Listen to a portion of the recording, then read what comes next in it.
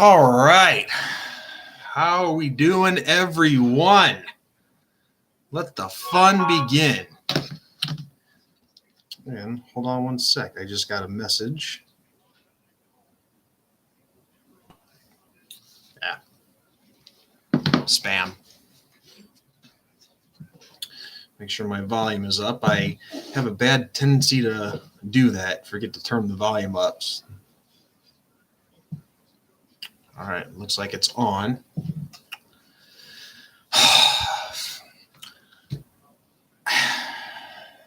Syracuse and Buffalo sports, long time, dudes. I can't remember the last time it was that I saw you. It seems like a long time ago. All right, first off, guys, just want to let you know, I see that Big Vol Daddy is live too at the moment. We always seem to be going live at the same time, but I got to tell you guys something. I am tempted to report him to YouTube for showing some foul graphic pictures. How dare he show that picture of the Cardinal and the St. Louis Arch? Oh, I'm so offended by that. Disgusting.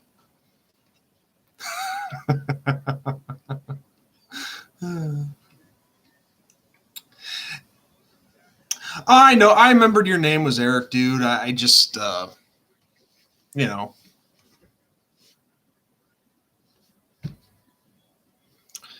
just didn't even think about it.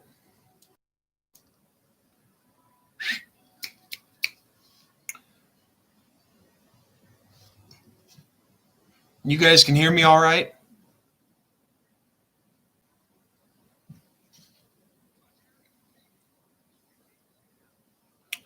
JJ, I knew you were showing up.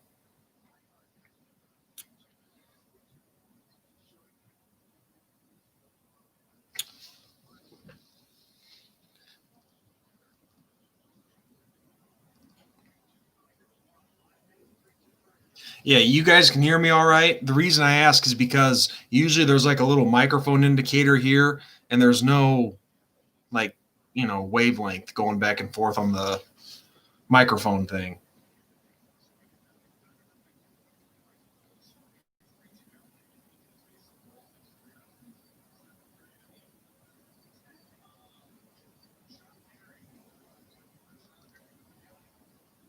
Okay. All right. So, Eric, you say your YouTube is buffering. Dwayne, you can hear me. Okay. I'm as long as you guys can hear me, that's all I care about.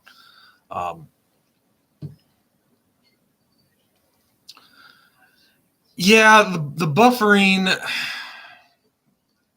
that's probably on my end, to be honest with you guys, because I've noticed that too the last couple of live streams that I've done on here is my internet can be funny like that. It goes in and out sometimes. So if you guys are buffering, it could be from my end.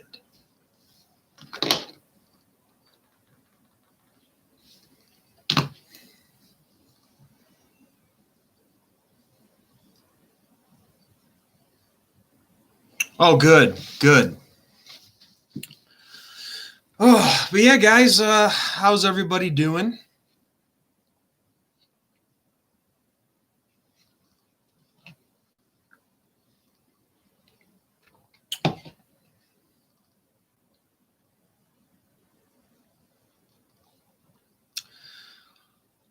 Well, JJ, to be honest with you, actually, I did a whole video talking about them changing the name, and the whole thing is an absolute joke.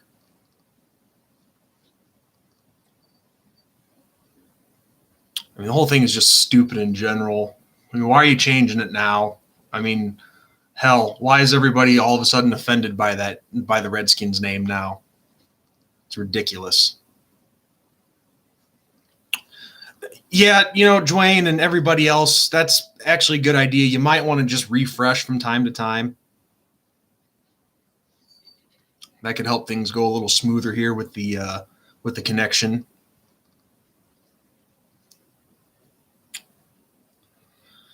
Fair-minded. Is this the same guy who was here last week or on the last stream?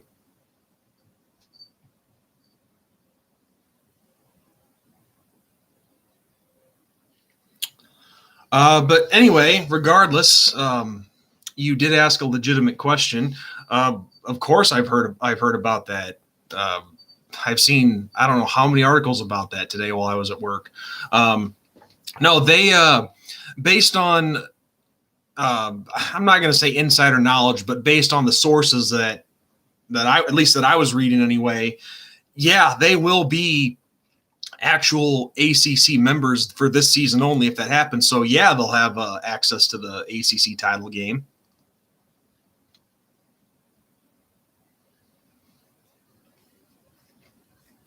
Yeah, it'll be interesting. Of course, I still like the Irish maintaining their independence, but you know it. This is a different year. You have an epidemic going on, and if this is the best opportunity to have a football season, then so be it. I'd be all fine with being a member of the ACC for 1 year. Yeah, I know, right, Eric? It's such a small number of people offended at that name. But unfortunately, the smallest people, the smallest group of people, they're the ones that everybody caters to.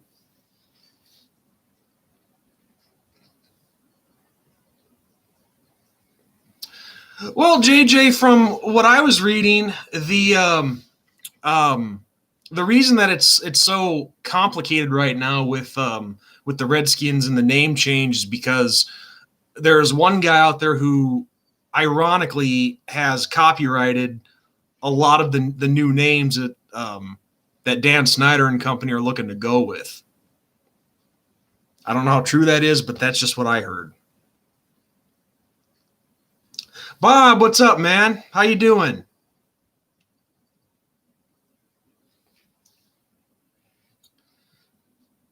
Well, you know something, Eric. You bring up an interesting point there. Um, Eric says, I feel if that happens, then Notre Dame should join the ACC permanently. It would be great for the league. Just my opinion. Um, I will say this: it's not often that you get to have, for lack of a better term, a trial run in college football like this. Um, but I think it would. To be honest with you, it's piqued my interest a little bit. But honestly, when it's all said and done, they're not going to join as full-time football members. Do you really think they're going to want to share the NBC contract and other revenue with all the other schools in the conference? I don't think so. And why did my TV go off?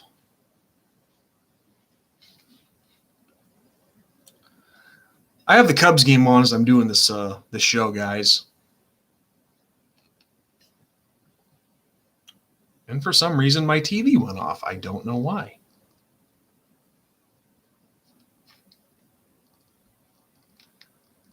So let's bring it back up.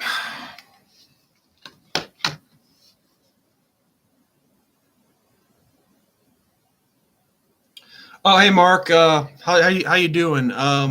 Actually, my name is Sean. And what do I think about Notre Dame building the offense around Braden Lindsey?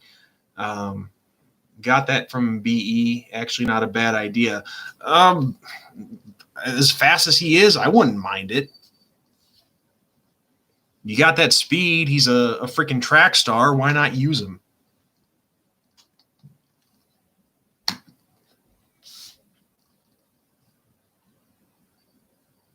No, I agree, JJ. Stay away from the Big Ten.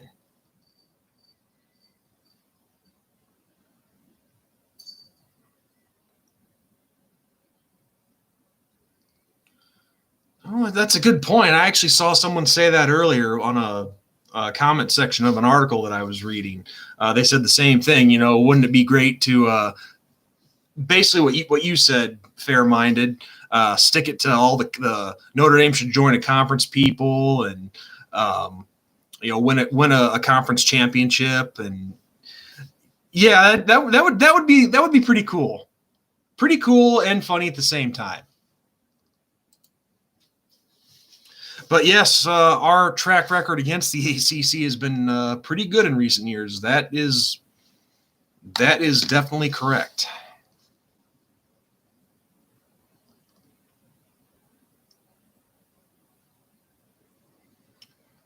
Oh, Eric, those TV contracts are still a big deal. Now, yeah, Texas and the Longhorn Network, they, for whatever reason, that didn't work out so well, but Notre Dame is making a killing off that NBC contract. So that's a big deal.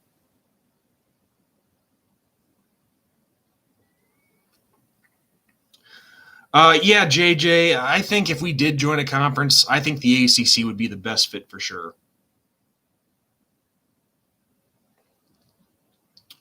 Well, that's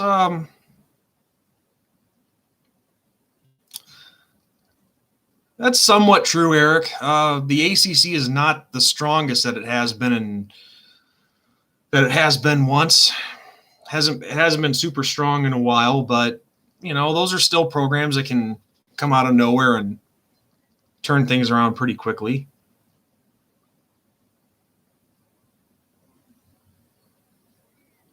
Yeah, JJ, I've heard that plenty of times too. Oh, you guys are too scared to join a conference. Why would we be scared?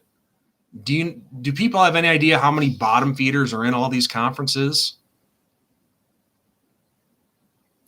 I mean, the only one who truly has good from top to bottom, well, not entirely, but the SEC. They're the most consistent.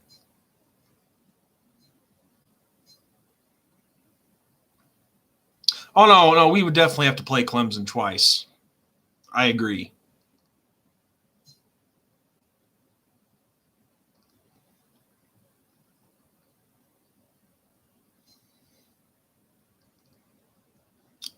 But yeah, us scared to join a conference.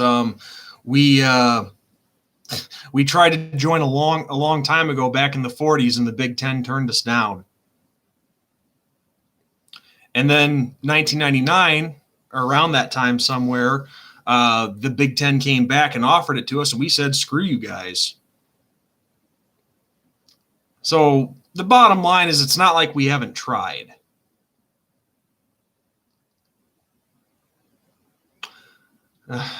Well, joining that obviously isn't happening.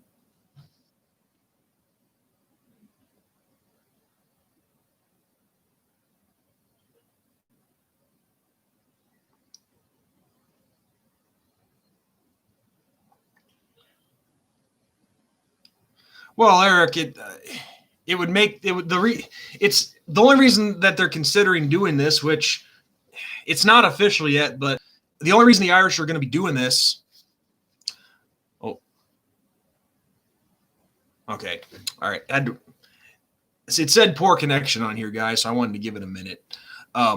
But when the reason that we would consider being in the ACC for this year is because of COVID-19. You have we've already lost 3 games because of the Pac-12 and the Big Ten going the conference only route.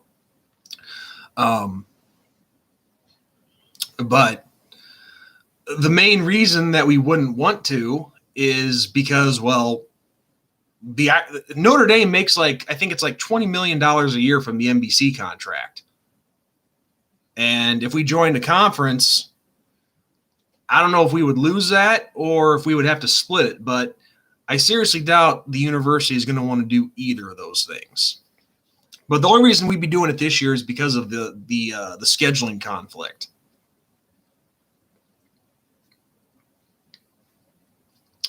Because like I said, I mean, we've already lost games against USC, Stanford, and Wisconsin. And we already had 6 ACC teams on the schedule anyway. And the ACC, from what they're looking to do, they're looking to do an 11-game schedule, 10 conference games, 1 non-conference game. So if we were to join the ACC for this season, that would still allow us to play Navy. Well, I should say play Navy depending on what the American Conference does, because Navy is a part of that conference for football.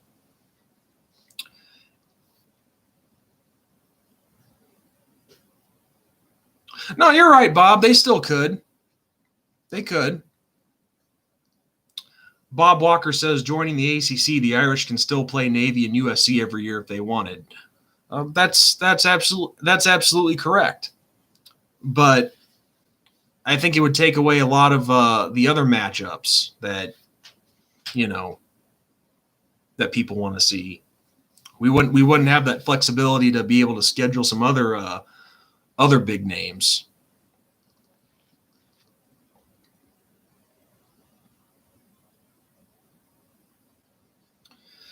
Well, Dwayne, it looks like by next week sometime, either mid or the end of next week, we should have a definitive answer of what, not just all the Power 5 conferences, but all the conferences in general, including the Group of 5. The picture will probably start to be a little more clear.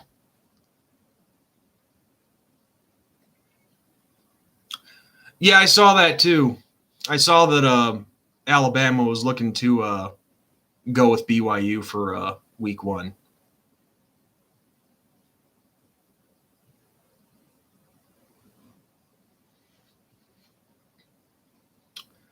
Oh yeah, JJ, we would definitely be in.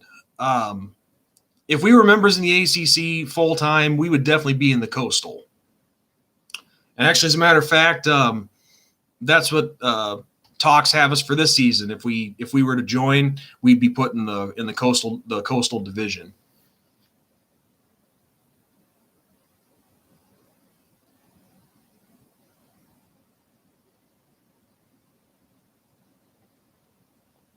Oh, no crap, JJ. I'm sorry to hear that.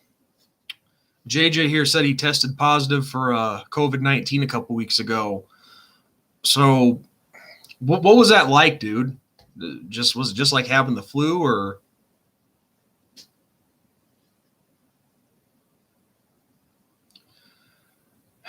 Eric, I have it just as bad here in Illinois. We have J.B. Pritzker as our governor, and he's probably in the same category as Andrew Cuomo.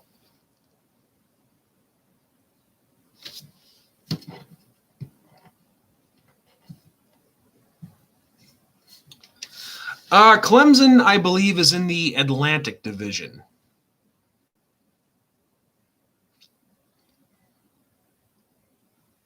Bob Walker, I have no sound, Sean. I don't know what to tell you, Bob. Everybody else has sound.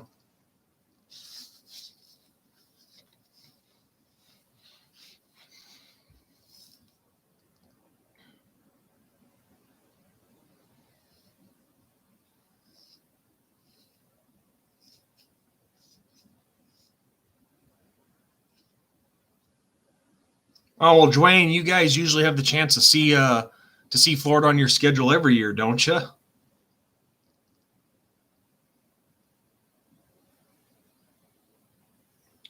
Oh, Eric, I know Cuomo. I know he sucks.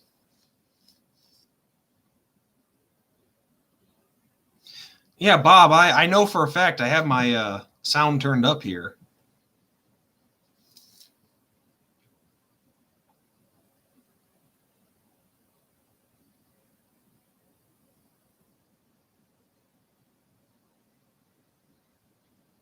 Okay, JJ. I have had pneumonia before, so I know how that feels. So kind of like that, I see. Wow. Gotcha, Dwayne. I didn't have the divisions brought up in front of me. So I would have had to have looked.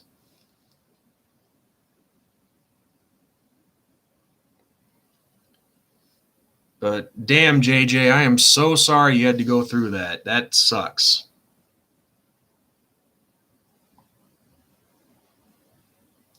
But I'm glad to hear that you're coming back from it though. So that's the good news, is that even though this pandemic is going on, it's nice to know that you can recover from it.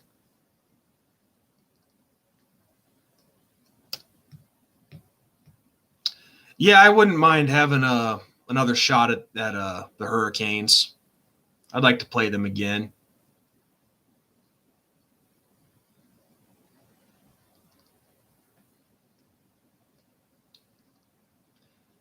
Yeah, that is crazy, Bob. I don't have an answer for you. But no disrespect, it's got to be something on your end, because everybody else here can hear me.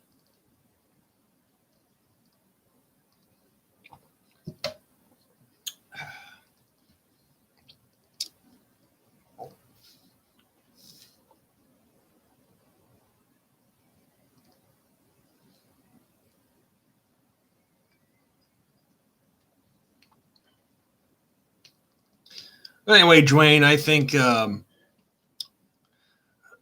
in all likelihood you guys would definitely get your shot at Florida, if that's the route the SEC goes.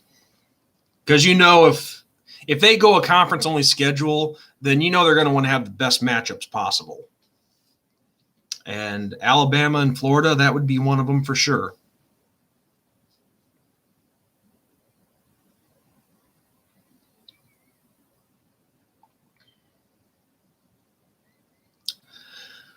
But I'll tell you guys one thing. I mean, being an Irish fan and, loving that independence,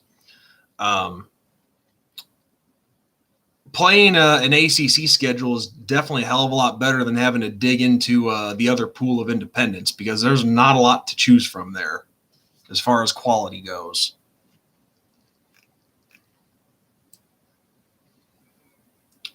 And there was a comment that I saw earlier that I wanted to address. Let me go back to it.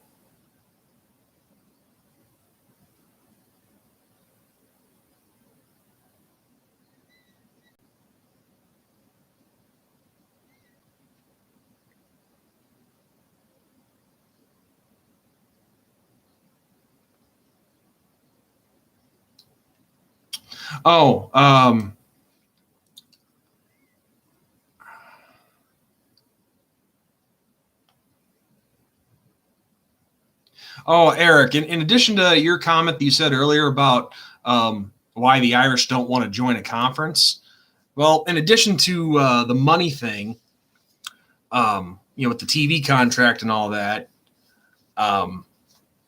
being an independent, they have a chance to really bolster their schedule. Play a lot of matchups that people would like to see. So if we were in a conference, we wouldn't be able to have games against Georgia and let's see, we had Arkansas coming up this year. We have Alabama coming up in the future. Ohio State in the next few years. But we're pretty much we already play 5 to 6 ACC teams a year anyway. So as part of the agreement, because you see, we are part of the ACC in all sports except obviously football, and then college hockey. Those conferences are set up a lot different anyway. But we're actually in the Big Ten for hockey. So as a part of that agreement with the ACC, we agreed to play 5 or 6 of their teams a year. Sorry, guys, I'm just checking out the Cubs here. It is top of 6, still 2-0. Cubs on top.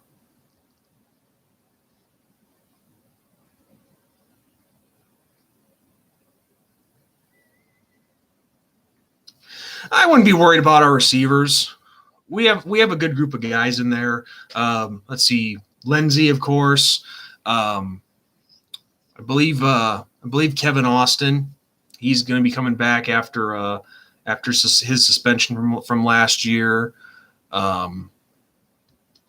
Actually, let me see what our current depth chart is. I think Javon McKinley still has another year of eligibility, so he should be on the team.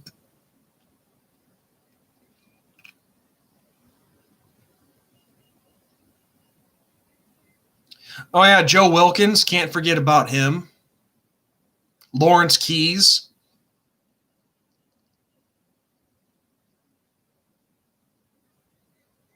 Then we have that kid that transferred in from Northwestern, that Ben Skornick, however you say his name.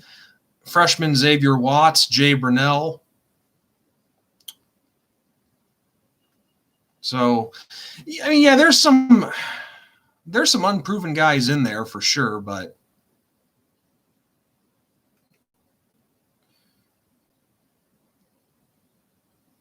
actually, I'm not seeing Austin's name on there. But I'll tell you one thing: look out for Michael Mayer, the freshman tight end. I think he's going to get some playing time right away.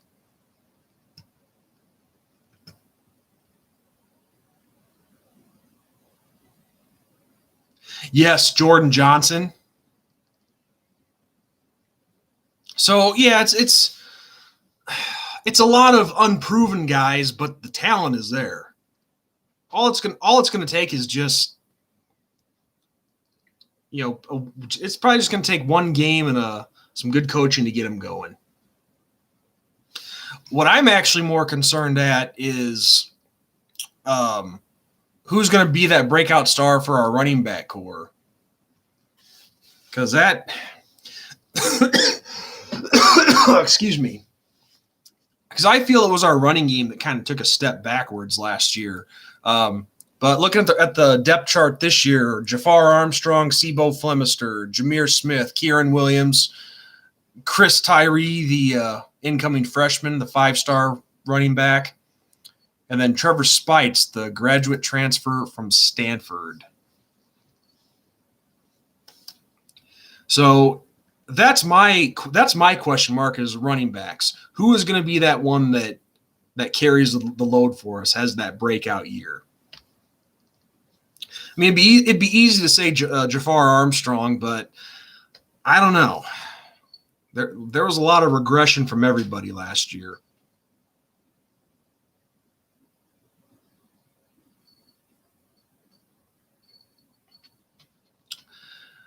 Well, JJ, that's where coaching comes in. You gotta give these guys the right workouts and the right regime, and someone just has to step up. That is true, though. Lindsey, we did see him on a lot of jet sweeps, that's for sure.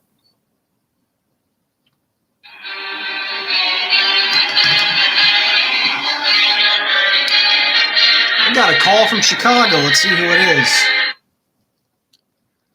Hello?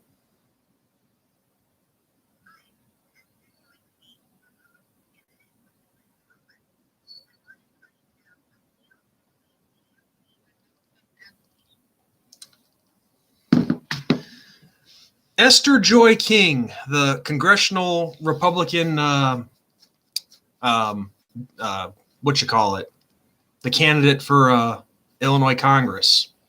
One of her ads already has my vote. I already looked into her.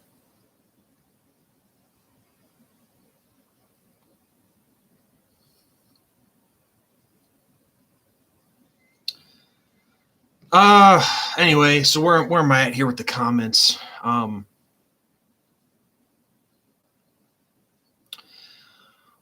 Bob, yeah, they probably don't have a lot of practice time with Ian Book, but that's where we see what champions are made of. You got to make things happen in a short amount of time. But yeah, Chris Tyree, I think he's going to be fun to watch. And Eric asks me, have you ever checked out the Walk Away campaign on Facebook, Sean? I've heard of the Walk Away thing, but I don't really know too much about it.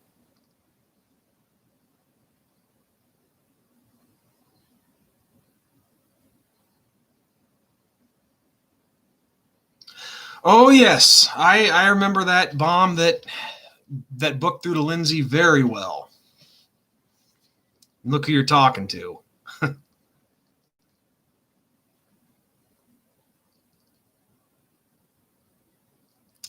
But I got to tell you guys something. That phone call that I just got, it's 7:45. Well, 8:45 some of your guys' time, because I know a couple of you guys are on the East Coast. But what kind of campaign calls you that late at night? Come on. I mean, yeah, granted, the lady's campaign that called me, I'm going to vote for her, but still. I mean, 7:45, people are eating dinner, they're having a good time, relaxing, and a Friday night nonetheless. And I'm here talking to you guys. I'm having some fun.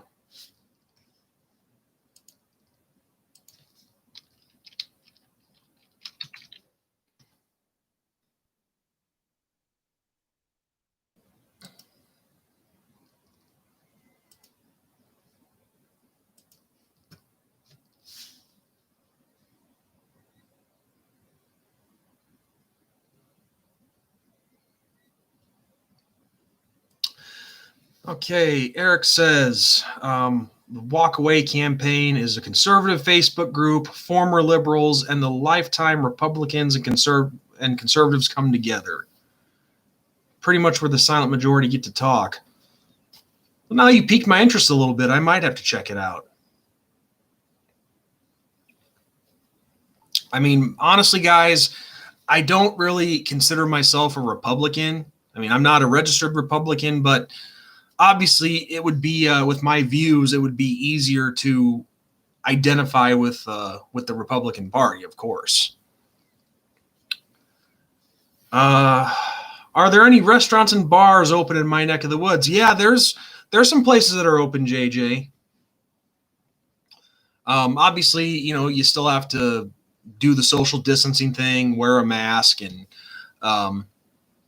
actually back home where I'm from, my buddy owns a restaurant there, and I don't know if the inside restaurant is open, but he does have his patio open for sure. That much I do know.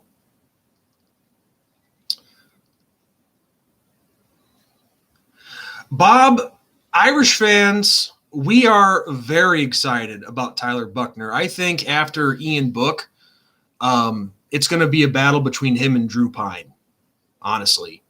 The only thing that hurts Buckner right now is I forget what state he's from, but it's one of the states that pushed back their the start of their high school football seasons.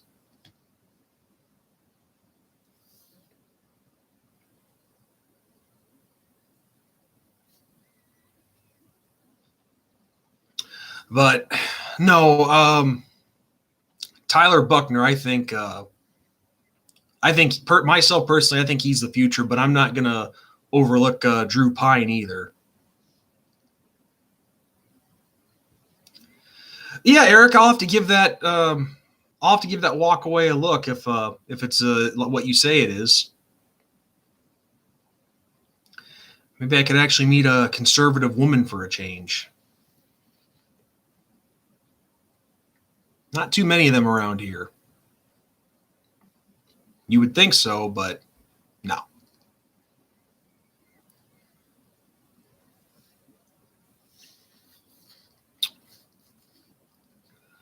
Eric, you also say, I'm conservative. I don't believe in being too far to the right. If you don't mind me asking, what do you mean by that? Not too far to the right?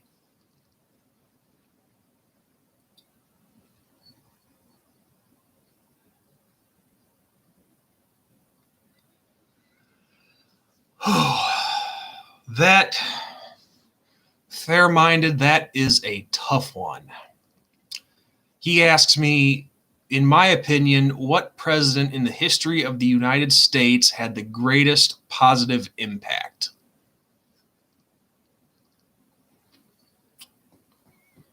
Oh, that's a tough one. You could say, the ones that come to mind, Abraham Lincoln, like ones that I know pretty well about. Abraham Lincoln is one. Oh, and real quick, okay, if Buckner's from California, then I think California did push back the start of their football season. Abraham Lincoln, Ronald Reagan comes to mind. There was a lot of momentum behind Dwight Eisenhower, but honestly, I'd have to say just about probably right now with President Trump. And here's why I say that, because all right, look, here's the thing, guys. I'm not exactly what you would call a Trump fanboy. I did vote for him. But the thing is, you're not going to see all the Trump Pence flags and signs in my yard like a lot of people do. I don't do that. But I would almost have to say Donald Trump right now, just because of regardless of what side of the spectrum you're on, he's definitely having an impact with people. And the thing is, the people that hate him, they're coming together in full force trying to defeat him. But at the same time, those of us like myself and I would say Eric, who are conservative and really fight for conservative morals and values and all that, he's really brought us together too. But just the problem is the people on the other side of the lane, the ones that hate him, they're doing the most damage right now. They're taking the most of the control.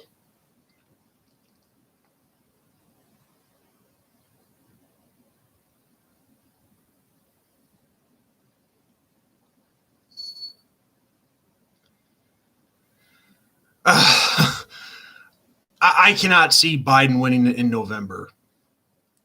Honestly, I think the only thing to pay attention with Joe Biden, the only thing that really I think gives him any momentum is who he has as his running mate. That's why I think there's all this talk of he could pull off the shocker. Because, look, I know I'm against liberalism and all that. I'm not saying this because of that. But come on, the guy has dementia or something. We all know that. He is in no way, shape, or form able to he's not able to run this country. Come on. Yes, fair-minded. You beat me to the punch. I actually think it came out. I started talking. Your comment came out at the same time. He's lost his damn mind. This guy doesn't know what state he's in half the time. And he gets a little too friendly with very young girls. One of them was his granddaughter. And look at the stuff that, look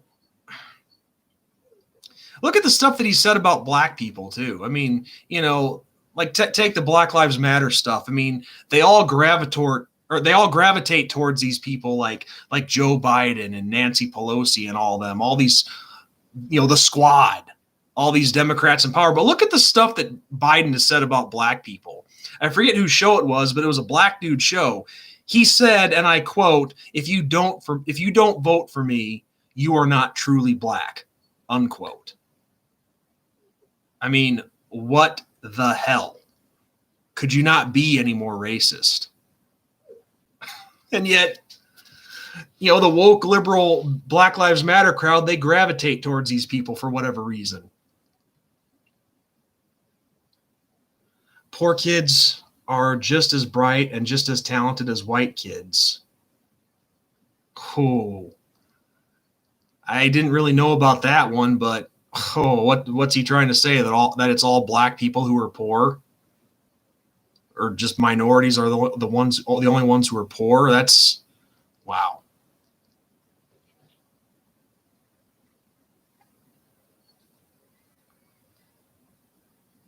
But yeah, like I said, the only thing that's helping Joe Biden right now is who he picks for his running mate, because that's who everybody on the Democratic side is going to be looking at. Because obviously, Sleepy Joe gets in there, his running mate would be the next one in line. If something happened to him. But I'll tell you guys one thing, the hate, and you guys have probably heard me say this in videos before too, but the hate that people have for Donald Trump, it is unbelievable. And the funny thing is, the majority of the time, they don't even know why they hate him. They call him racist. Well, what has he done or said that's so racist? For example,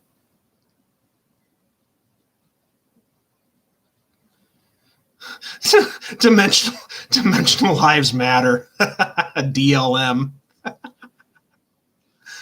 Hey, Eric, there's something for you to start on Twitter. Hashtag dimensional lives matter. DLM.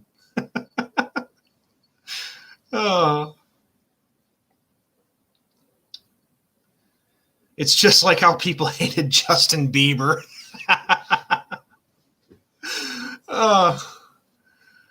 Justin Bieber.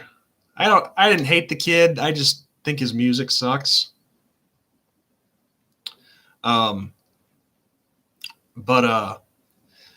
here's the thing, guys, despite me being, as conservative as, the conservative Christian that I am, I did vote for Barack Obama in 2008, his first term. And even as he started doing things the second time around that I didn't like, when he started showing his true colors, that didn't mean I wanted him to fail as our president. I mean, regardless if you hate the person who's president, you shouldn't want them to fail.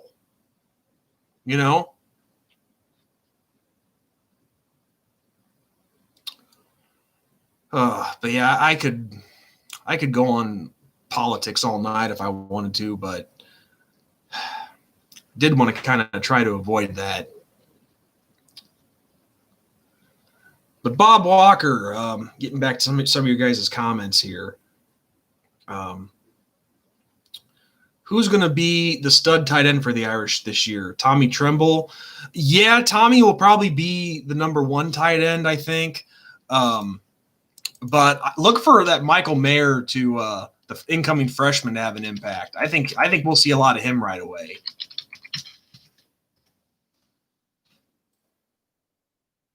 And there's someone else that I know I'm forgetting. Oh, Brock Wright. Yeah, how could I forget about him? So yeah, I think we're in for another stud year out of our tight ends. Yeah, JJ, you're right. I've said that myself a million times. It is a sick and awful world that we live in, and the asylum. So look at all the stuff going on in particular with Black Lives Matter. How is it that connection is unstable? Give me a second, guys.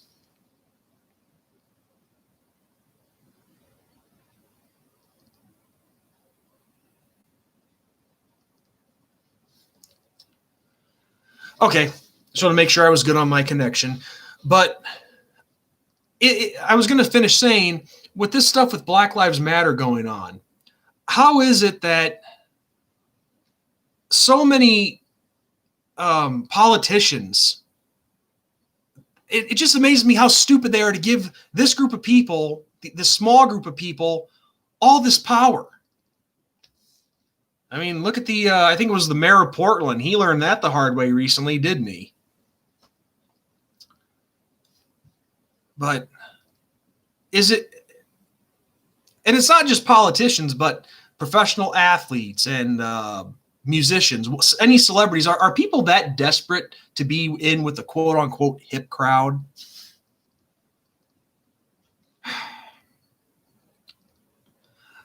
But yeah, JJ, I'm with you, dude. Despite the craziness that this world is in and that our society is in, I'm proud to be an American and live in this country. Because that's the thing, one of the guys that I've been watching a lot of recently is a guy by the name of Duron Slater. Um, he is a black man who is a Trump supporter, and actually I featured one of his videos in a recent video that I did not too long ago. But this guy said it the best. A lot of it starts in the inner cities, and a lot of people that grow up in these rough inner cities, they're all fed a false narrative, and they end up growing up to believe that false narrative, and that's where it all starts. And when I say false narrative, I'm talking about a narrative like, oh, the white man is against you, the white man's going to hold you down, this and that. That's the kind of garbage that they're fed. When in reality, this is America. And I know that, guys, I know this might sound cliche, like what you might hear in some campaign ad, but this is America, guys. You are bound by nothing. If you want something bad enough, all you got to do is work hard at it. There's no guarantee that you're going to get it, but you know what? If you make that attempt and bust your ass off to try and get it, you're still going to come out a winner. But you got a lot of people out there in this woke BLM crowd. And just so you guys know, when I mention BLM, I am not talking about black people in general.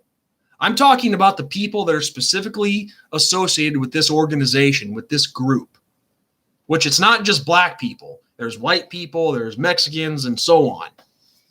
And actually, I know plenty of black people who are against the Black Lives Matter movement and the organization. So just so that's clear. But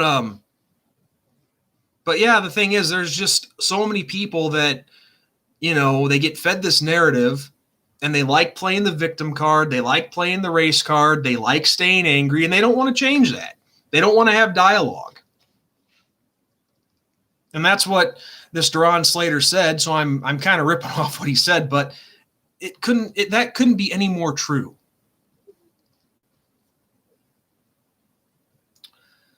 But yeah, catching up, get back with your guys' comments.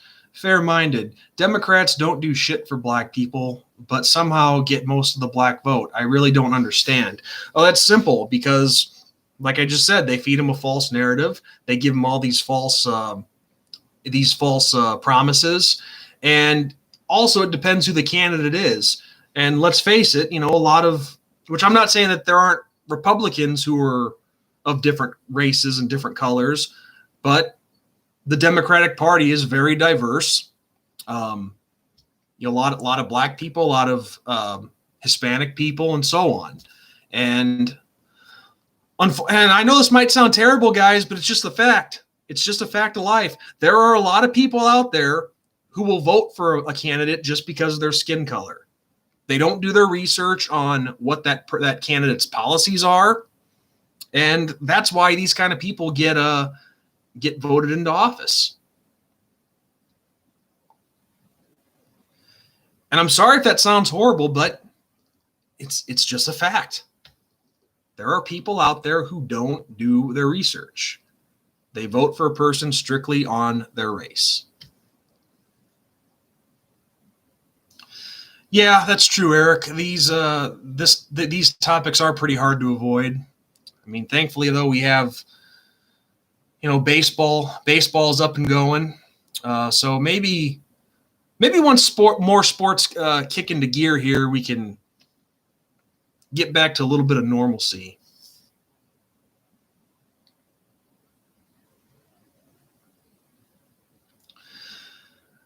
Well, Eric, I can't comment too much on Syracuse. I mean, when we played you guys in what was it, 2018? You guys definitely had a nice year. But I hope you guys can build it back up.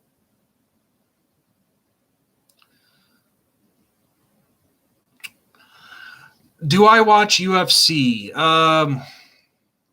Not very often, JJ. To be honest with you, I never really could get into it. I mean, yeah, I know you had Conor McGregor, and me being of Irish heritage, I should have been all over it. But I mean, don't get me wrong, I'll watch it if it's on. I have a lot of friends who are into UFC, and I enjoy watching it, but I don't follow it, hardcore.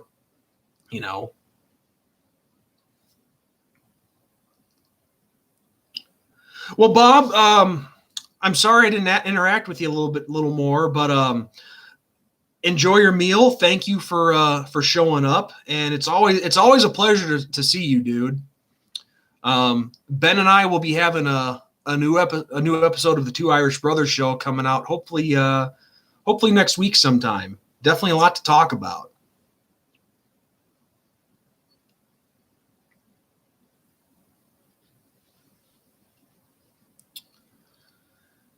But yeah, I'm glad you enjoyed the show to this point, Bob.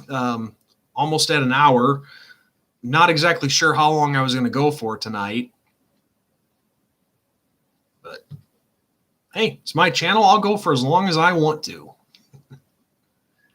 You know, JJ, when I was a kid, around 11, 12 years old, I thought about doing some kind of martial arts, but they're really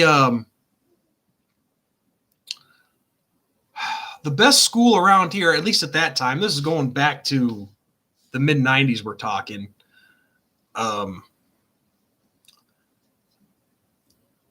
The best school around here was there was actually a little chain of them. It was called Nick Tarpin's School of Karate.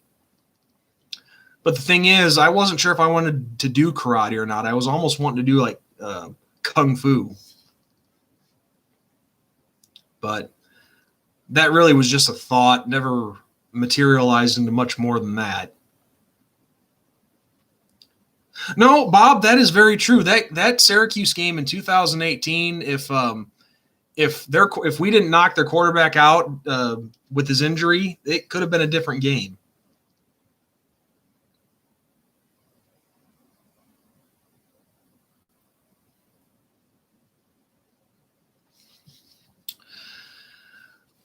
Well, Eric, I remember DeVito when he first came in. At first, I thought that he could take over where Dungy left off, but he never really could get anything going. Just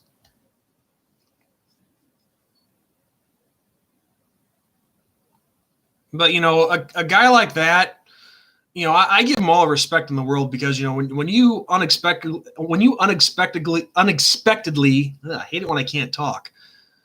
When you unexpectedly lose your starter, that is just a tough spot coming into. I mean, even if you're as ready can be, it's still tough. So I give him all the credit in the world for that. And plus, you know, that was a big game. It was at Yankee Stadium. I know we were ranked at that point in the season. I think we were number 7 at that point in time. I forget what Syracuse was, but it was the biggest anticipated matchup of the college football world that week.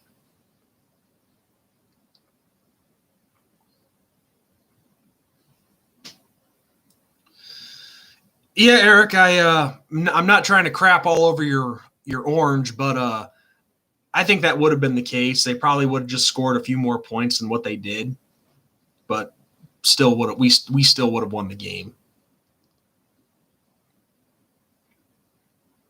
I mean, that for that game and the hype surrounding it, the Irish, I think they did a phenomenal job getting prepared for that one. Because, you know, that was the game that everyone thought could have been that they thought everyone thought Cuse could have stole that one from us. And rightfully so. The Orange had a great season that year. They were on a roll. Okay, number 12. I knew you guys were up there.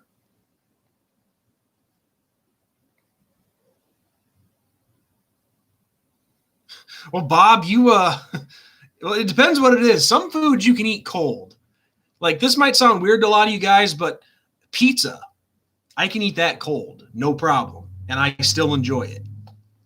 In particular, Pizza Hut stuffed crust. Love that shit cold. As crazy as that sounds, I know you guys are like, what the hell is wrong with you, Sean? But it's true. I like it cold. What can I say? So You can stick around, Bob, for as long as you want. If you don't go eat, that's your problem. And if your wife gets mad at you, that's your problem too.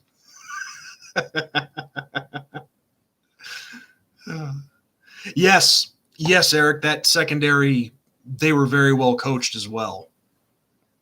God, that Julian Love, what a phenomenal year. Oh, JJ, you would have to ask me that question. What is my favorite beer? That's a tough one. I have to think about that one for a second. Speaking of alcohol, you guys realize that I have not had any alcoholic beverage since January 1st of this year. I don't know if I ever mentioned that in a video recently. Not that I'm sick or anything. I just haven't had the desire to kick back any cold ones. Unless you guys count communion wine. But favorite beer. I'll tell you one thing. The couple times that I was over in Ireland visiting Jerry, the Guinness over there, and naturally, of course, it's phenomenal. Because it's obviously it's the freshest that you can get it. Over here, not so much. But I would say a beer that I drink that when I do knock a few back, a lot of the times I'm drinking Coors Light, which I've always enjoyed that. Of course, you can never go wrong with Budweiser.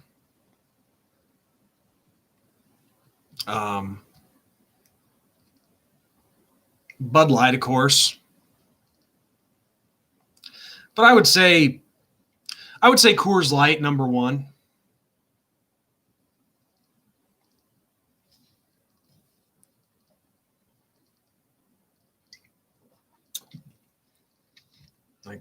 Tonight you just saw I'm drinking Diet Pepsi. Usually I'm a Diet Coke person.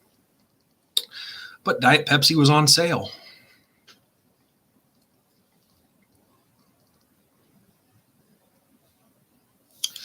But yeah, the thing is with Budweiser, when I was a kid, of course during the Super Bowl they had the Bud Bowl. I don't know how many of you guys remember that, but those are always fun to watch.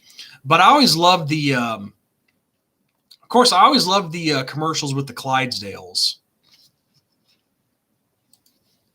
And then actually, let me pull something up for you guys.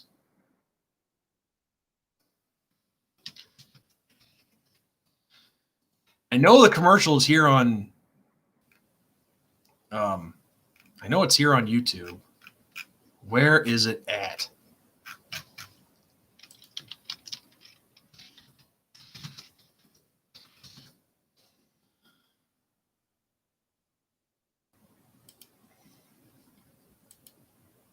Okay, here we go. I found it.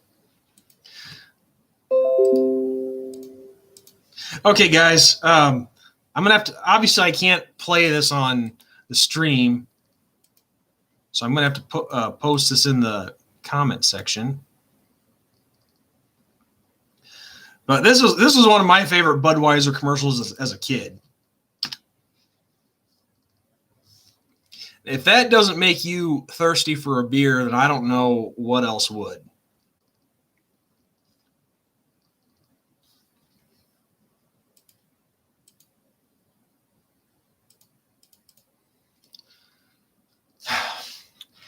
And I gotta tell you guys something. This is off the subject of beer, but almost an hour in, and I have to say I'm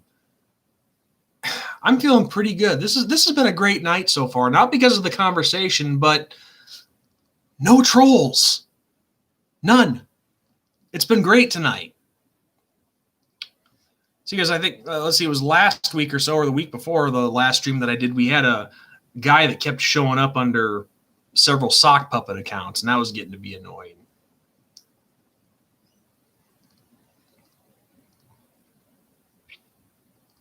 I probably just jinxed myself though. Oh, that was a good pitch.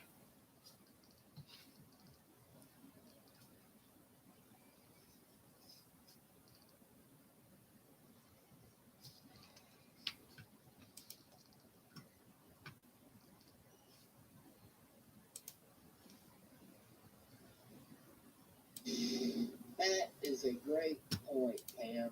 I'm not going to read it out loud because I don't want to be called a lead.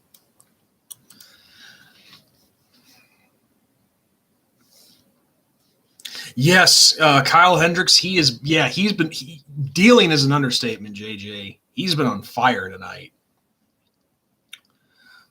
Okay, so it says that I have 5 people watching. And I know this isn't exactly this isn't going to be a bombarding kind of thing, but guys, Big Vol Daddy is doing a live stream now as well. Go pop in and say hi to him if you get a second. Because he's done that to me a couple times.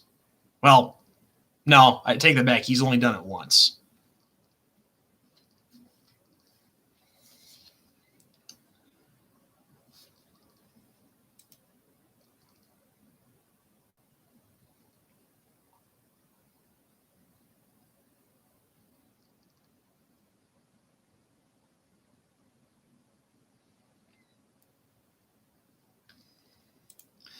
Yeah, if you guys go there, make sure to give him crap for that disgusting display he has.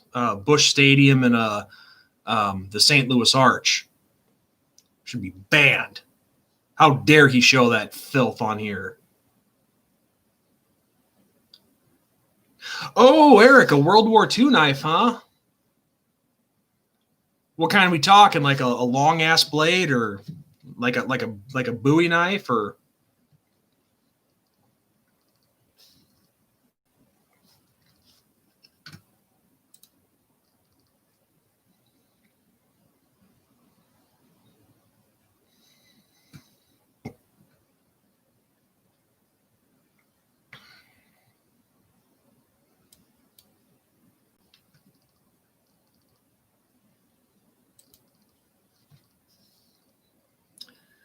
A Mauser.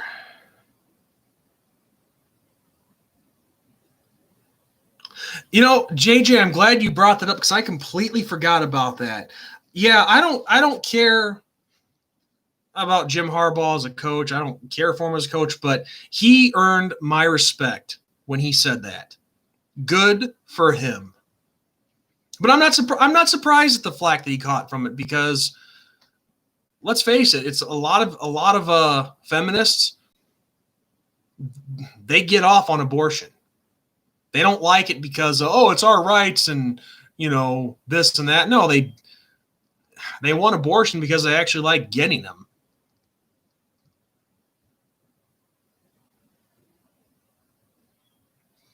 But no, I'm glad Jim Harbaugh spoke up. I may not like him as a coach, but as a human being, he earned my respect.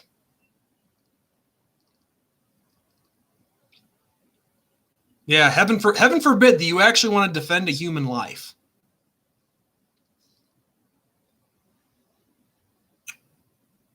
And the Cubs are through 8, leading 2-0.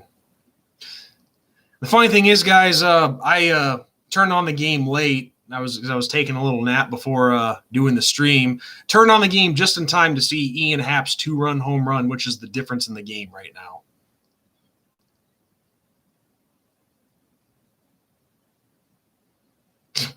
Yeah, no kidding, Eric. Heaven forbid you're not a liberal. It's JJ. I almost wonder about that. Is Brian Kelly really a liberal, or does he just go along to basically get along? Think of it.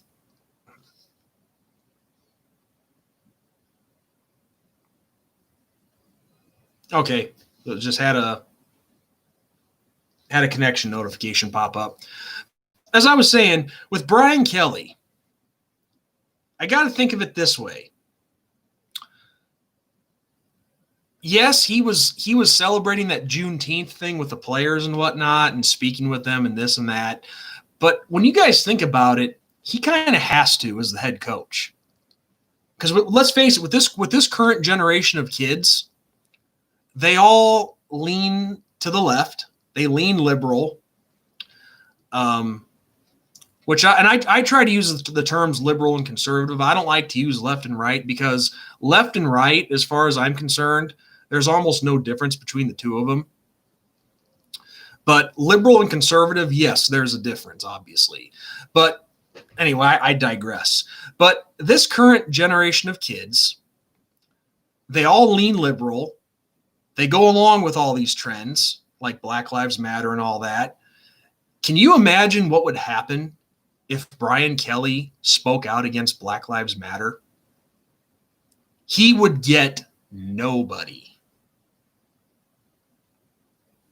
His recruiting classes would suck. I mean, look what happened. Look what happened to Mike Gundy at Oklahoma State. He wears a T-shirt of, what was that? That One News Network, or what's it called? Oh, One America Now. He wears a One America Now T-shirt, and boy, did he get ripped to shreds for that. All because of a shirt that he wore on a fishing trip.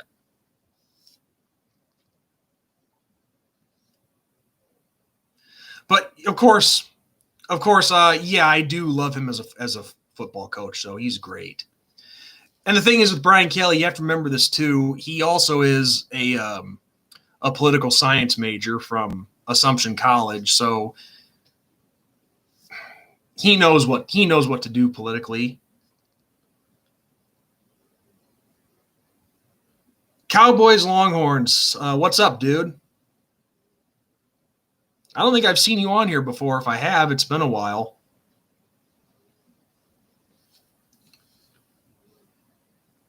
Yeah, I agree. He's a pussy, making a stink over nothing. You know, that'd be like me flipping shit because I saw somebody wearing a Young Turks T-shirt.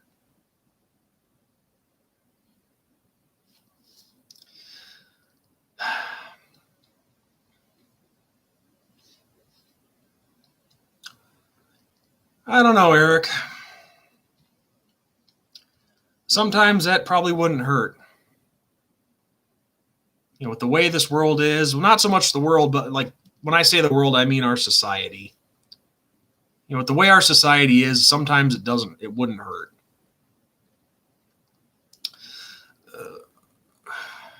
Oh, it is your first time, Cowboy? Well, welcome aboard, dude. How'd you come across me, if you don't mind me asking?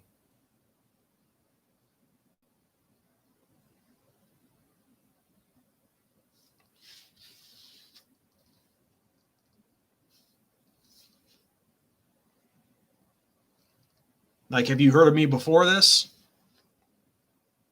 I get curious. Like, when I see new names show up, I always get curious about how people heard of me.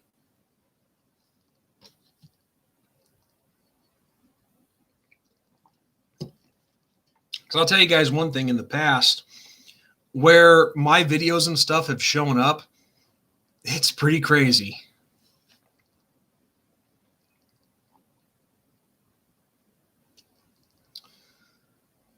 But yeah, I mean, I've thought about that before too, Eric, about, you know, something like that happening, just the world starting over from scratch. But at the same time,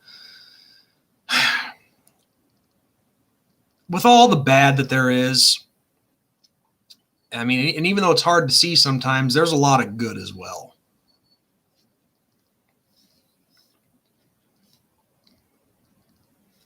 And besides, you know, and I'm not trying to give a sermon here or anything, but,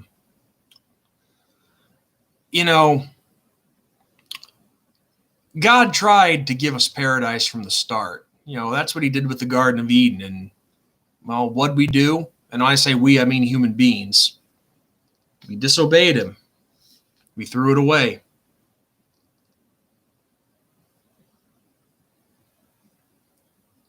That's true, Eric. If I do a video talking about social or political issues, and if I title it correctly and tag it right, you're absolutely right. It's going to get attention.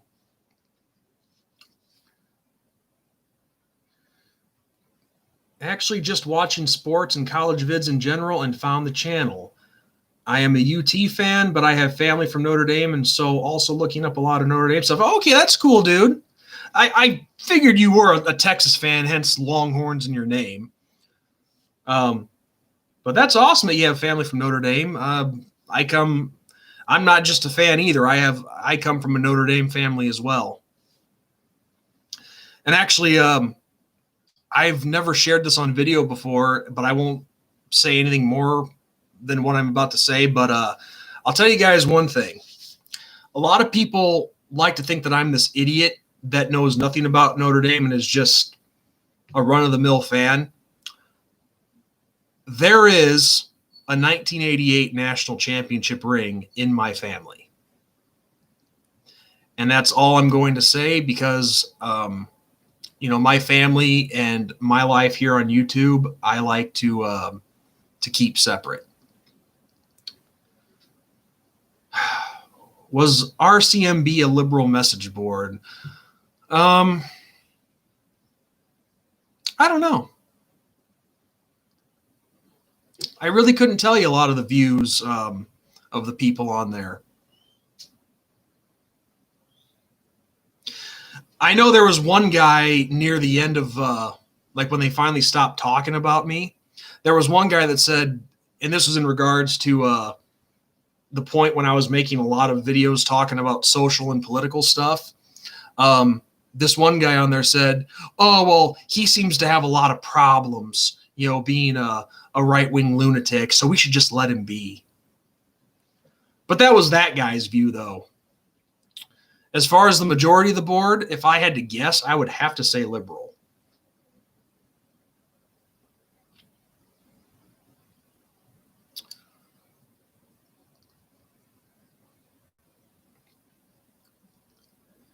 Yeah, it is pretty cool. I mean, I don't bring that up to brag or anything like that, but it's just, my family member and his involvement with that. It's pretty cool. And I'm happy for him, and I'm proud of him. And the cool part is I got to try that ring on too. And it was awesome. Oh, and Rizzo just went yard.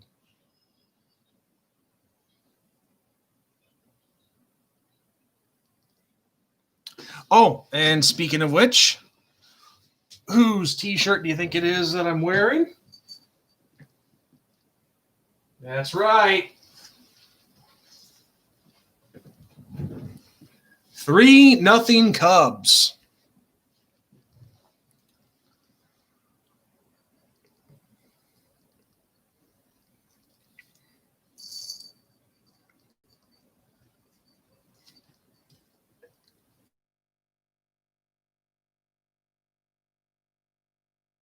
But, with the political stuff, guys, and I'm being completely honest when I say this, but, like watching the Cubs game here, for example, and not just baseball, but all the leagues, NFL, NBA, you name it.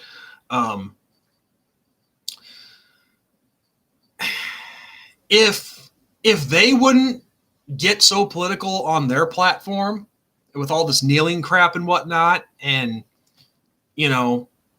I probably wouldn't use this channel for politics either. But a lot of me doing the political and social issue videos is a result of this crap. The players kneeling and all that stuff. And, when it's running amok everywhere, someone from the other side has to step up and speak against it. And you guys know me, I'm not afraid to speak up.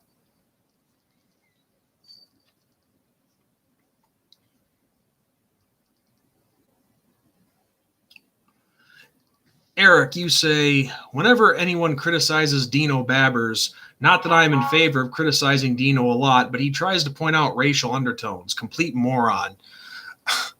See, that's what I can't stand, is pointing out racial undertones, and yet he's a head coach at a big-time university, which Syracuse is.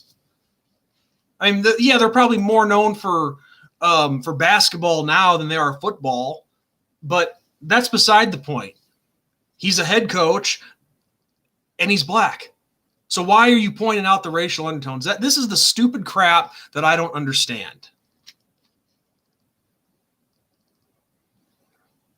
You know, and they all, everybody in the woke BLM crowd, they all talk about systemic racism, like, oh, they're just born into racism. They've had it hard their whole lives. Really, if there's a inequality and injustice and all, or injustice and all that, then would these guys at the college? Well, we'll start with college. Would these guys at the collegiate level be getting scholarships and the opportunity to play on the big stage? No, probably not. Same with the guys in the pros. You know, they're spouting off the same garbage, but yet they're making millions. They're living the American dream. They're succeeding. Would they get that if there was all these racial barriers and stuff? No, they wouldn't.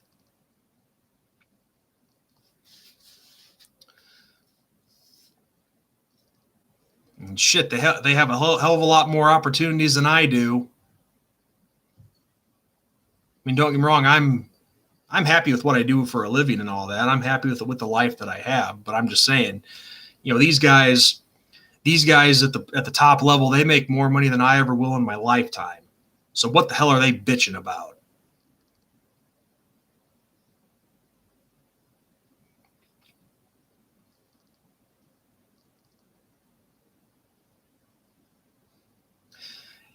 It's the things the fans bitch about with Dino is the same shit that normal fickle fans do. Kind of a double-edged sword, isn't it?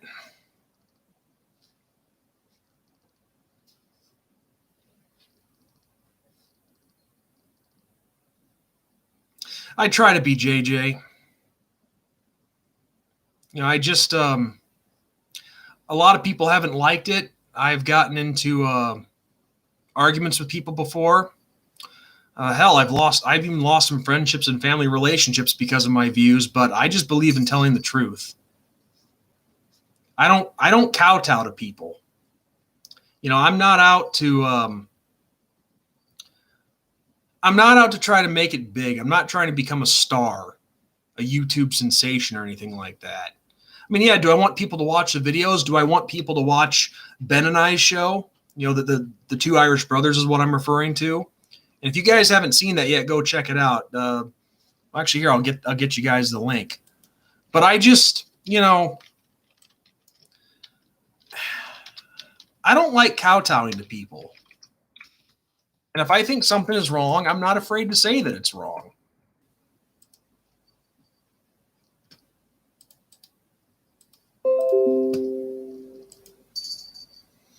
But yeah, guys, here's the link to the show that Ben and I do. It's called The Two Irish Brothers. We've been doing it for a few months now, and you know, we're trying to build it up. We've had a lot of good stuff. We recently just had former Notre Dame tight end Irv Smith on the show. We had a gentleman by the name of George Bashir on the show. He's the founder of ShakedownTheThunderSports.com, and the two of us, we just talk about so many different topics. So give that a shot, and I hope you guys like it.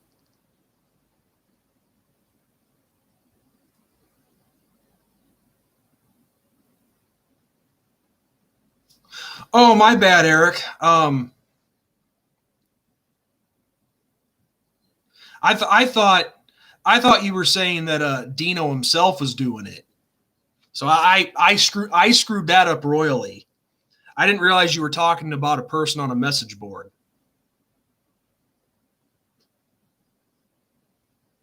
Yeah, I screwed that up completely. I got the complete wrong idea, and I apologize for it. See, that's another thing, too. I'm man enough to admit when I'm wrong and when I screwed up.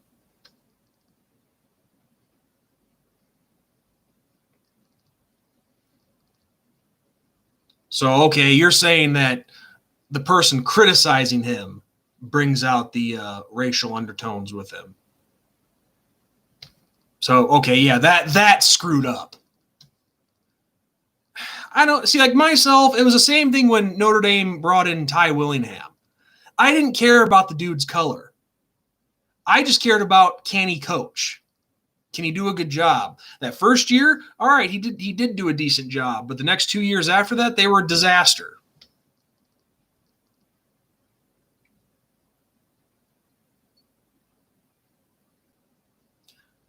No, Eric, your comment showed up. I just misread it. I got the wrong idea from it. Let's see. You said whenever anyone criticizes Dino Babbers, not that I'm in favor of criticizing Dino a lot, but he tries to point out racial undertones. Complete moron. Yeah, see, I thought you were saying that Dino Babbers points out racial undertones. So yeah. No, I saw your comment. I just got the wrong idea from it. But anyway, Cowboys Longhorns. The BLM movement is full of hypocrisy, and when I point it out, people just decide to play the racist card. You're preaching to the choir on that, dude. Oh, the one before that.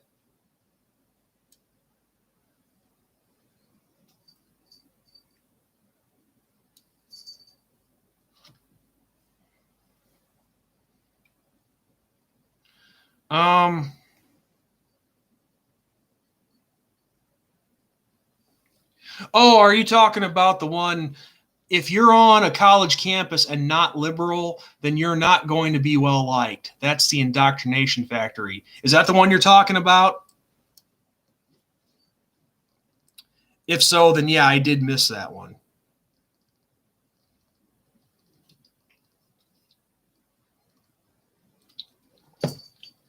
Oh, one sec, guys. I think my cat needs to get out.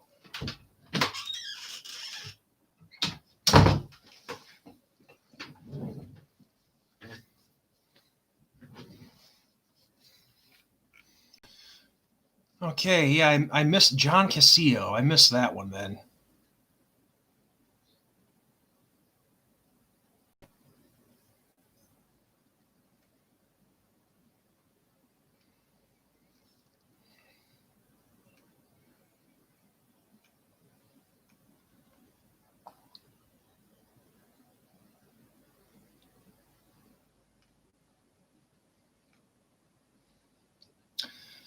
Yeah, Eric, I don't think that comment showed up.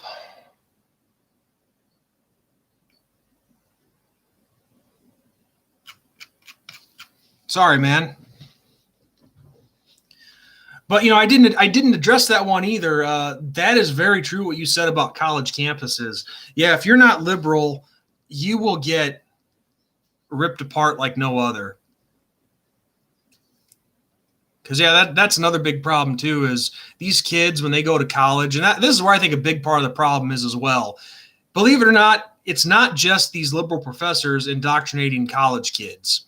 It's these college kids when they go off to college, unless you went to boarding school or something, this is your first time being away from home. You're on your own. You're not exactly sure what to do, where to go, who to talk to. You will do anything to fit in. And I've seen that a lot. And they get in with the whatever the quote unquote hip crowd is on campus. A lot of these people get in with them and they start believing literally everything this group tells them.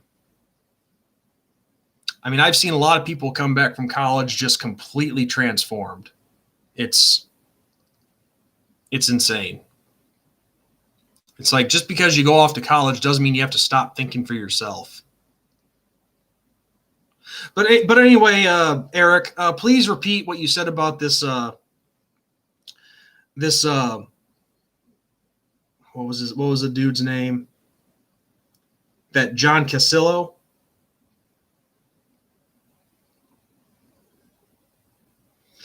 Maybe you typed the comment when I was when my screen here was buffering or the connection issue when that was going on.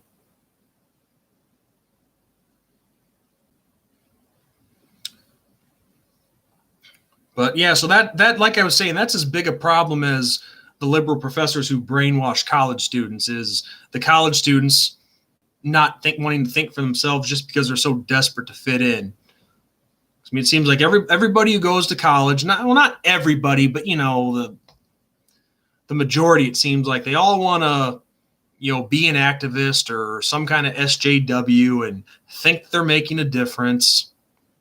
It's like, just shut the hell up. It's like, I want to be a rebel.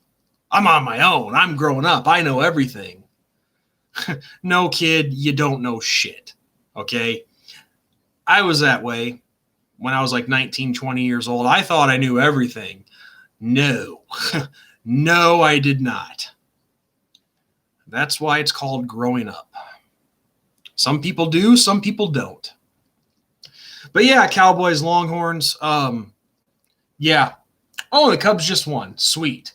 1-0. Could we go 60-0? Not likely. No, I get that a lot too. Anytime you try to speak against Black Lives Matter and call it out for the hypocrisy that it is, that's all that anybody that support that in that crowd, that's all they can come back with is, you're racist. You're racist. Like, why am I racist? What did I say against black people? But it is true. They're very hypocritical in so many ways. And here's why. They only seem to care about black lives when it's a black person that gets killed by a cop. And maybe a lot of you guys have heard this said to death, but I'll say it again.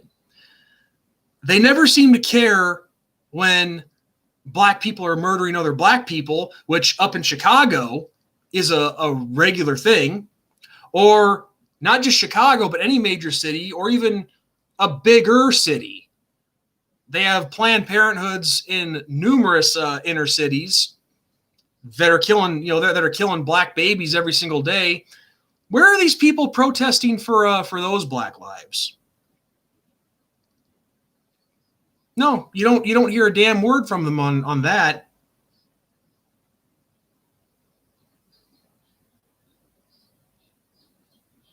Yeah, no kidding. Cowboys Longhorn says they killed more blacks rioting over the last month than police have in the last year. No shit.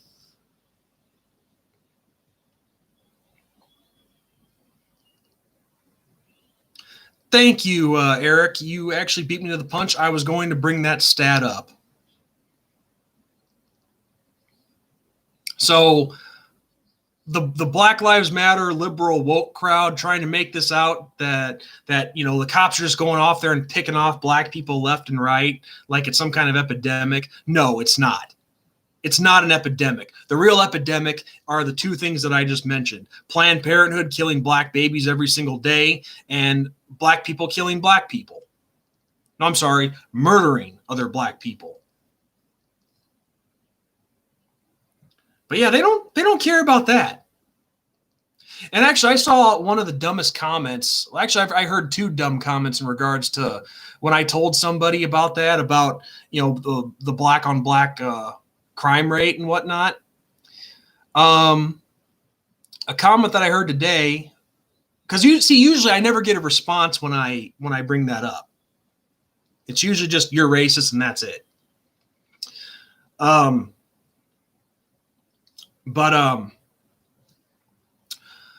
comment that I got today was, oh, well, you bring up the black on black crime rate or the murder rate just so you can justify white people killing more black people. That was one stupid comment. Then the second comment comes from, I'm going to leave his name. I'm not going to mention his name, but this other stupid comment comes from a former Notre Dame football player that I got into it with. To make a long story short, my buddy Shamrock Jerry and I, we were going back and forth with this former Notre Dame football player and his white guilt teacher friend for a couple weeks. I bring that up to this former player. This former player says to me, oh, well, Sean, if you're going to be killed by somebody in your own community, it's going to be someone who's like the same color as you. that makes it right? Meaning what? That it's not, meaning that it, what? That it's not a problem?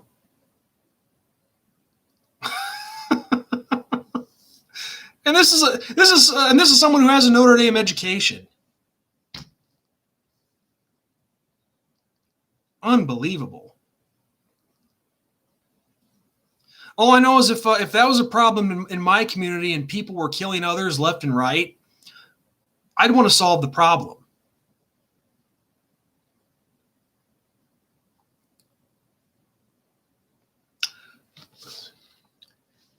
Oh, hey, Mike, I didn't even see you show up. How you doing? Indians are up 2-0, top of the 8th. Shane Bieber had himself one heck of a game. He pitched 6 innings and had 14 strikeouts. Wow, that is a good game. Let's see.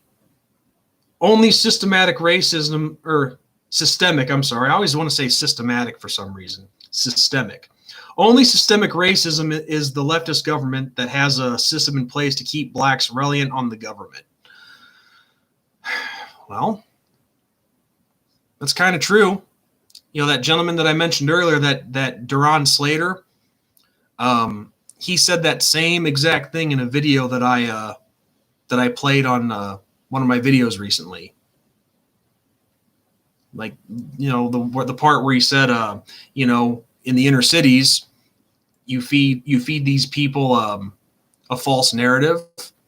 You don't educate them. You keep them, like you said, relying on the government. And yeah.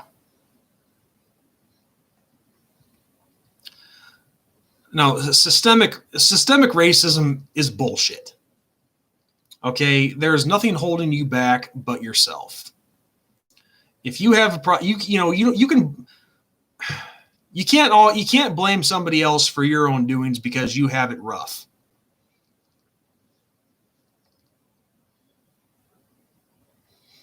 Almost struck out as much as his brother Justin. That was pretty good, Eric. But no, it's just absolute ridiculousness. Systemic racism, basically saying that you are born into this world to be discriminated against. That is a load of crap. And I'll tell you why, because the majority of people are not racist.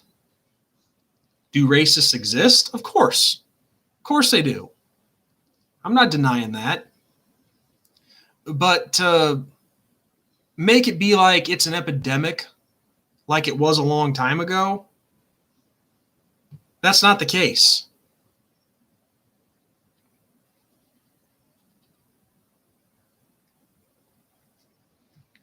And also, since I'm not trying to make this a race on race thing or whatever, but what I'd like to know too is how some people who get this idea that it's only white people that can be racist. I'd like to know where the hell that comes from. So let me tell you guys something. Back in January 2013, when Shamrock Jerry and I were down in Miami for the Notre Dame Alabama national championship game, we excuse me, we stayed in Fort Lauderdale, and we went out and had supper, and afterwards we wanted to go to a nearby bar and have a couple drinks, and we go to this one bar and didn't think anything of it, but we get inside and we're the only two white guys in there. And myself personally, I didn't give a rat's ass. As far as I'm concerned, it's just people mixing with people. And Jerry can confirm the story, but one of the first people that walked up to us was this one black guy who said, "What the fuck are you two honkies doing in here?" Quote unquote. Gee, that's not racist. But of course, that one guy didn't ruin our whole night. I mean, the majority of the people in there were phenomenal. Great people. Like I said, I'm not a person who sees color. I just want to talk to the person, get to know them.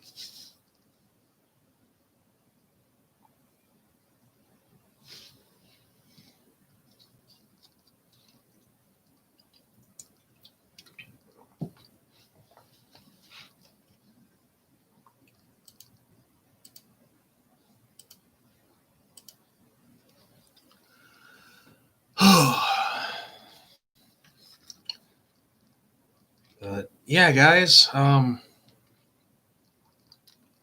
it's just an insanity all around. I mean, I really could go on forever talking about, the stuff going on in politics and all that junk.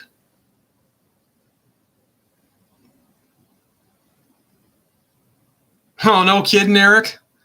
I've been called an ugly white person by some geezer. LOL. See, where do people think that that's not racist, or that can't hurt us?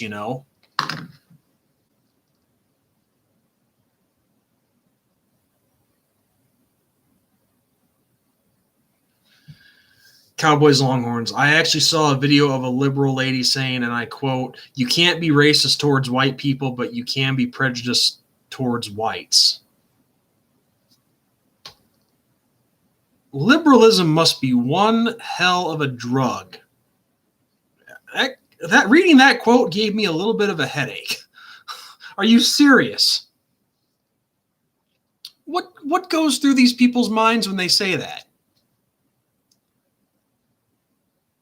You can't be racist towards white people, but you can be prejudiced towards whites. There's really not that much of a difference. If you're against them, you're against them. And if it has something to do with their skin color, that'd be racism. Apparently so. I think we would. You're right. I think we would be, Eric.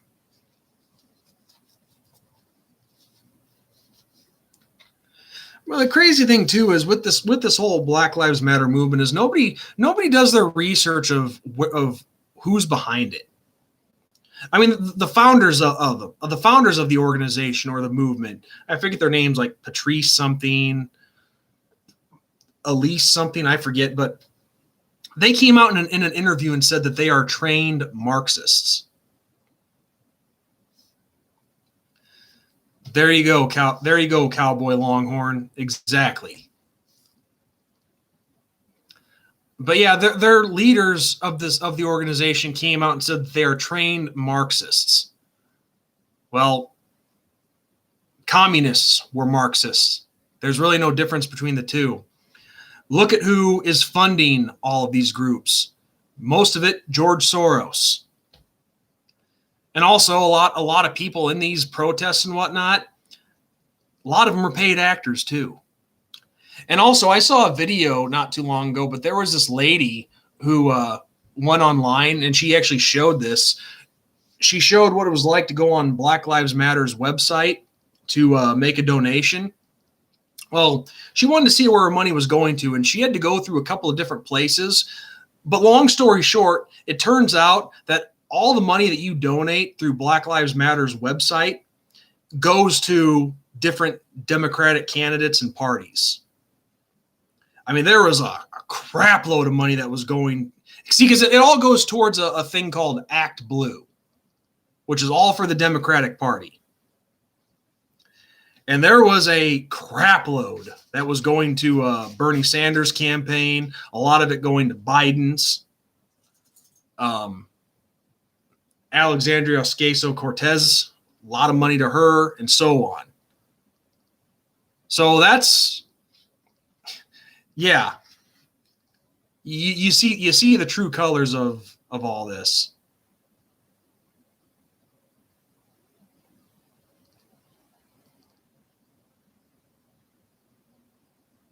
I'll have to look that one up. But a video of a Black Lives Matter supporter talking about how they want a communist government. Okay, go over to China and see how much you like communism, buddy. Or better yet, how about, let's see, Russia? Well, they were communists at one point. Or no, actually, no, Russia. I think they were just straight up fascists. But yeah, that's what I would tell them. Go live in a communist country and see how great it is. But it's funny too. Another hypocritical part of this organization is, that they claim to be that they're really just about voicing, wanting to bring everybody together and understand what we go through and this and that. But yet, so many things they've done that are an act of segregation. You know, they want to. So there are some people in the group that want to have an all black state, or whatever you want to call it, which would be segregation, with a black only state or whatever. The NFL, they want to have a separate black national anthem for the first week. Now, when you're separating things, how is that bringing people together?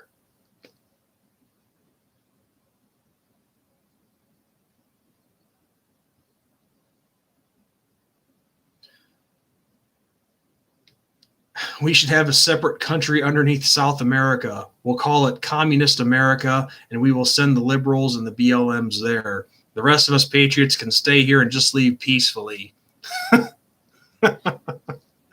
Well, obviously that wouldn't happen, but I mean, I will say this though: the people that talk about this country, you know, these athletes who kneel, burn the flag, riot in the streets. I mean, really, if they hate it here so much, and I know this will sound like the South Park, the line from South Park: "You don't like America, why don't you just get out?"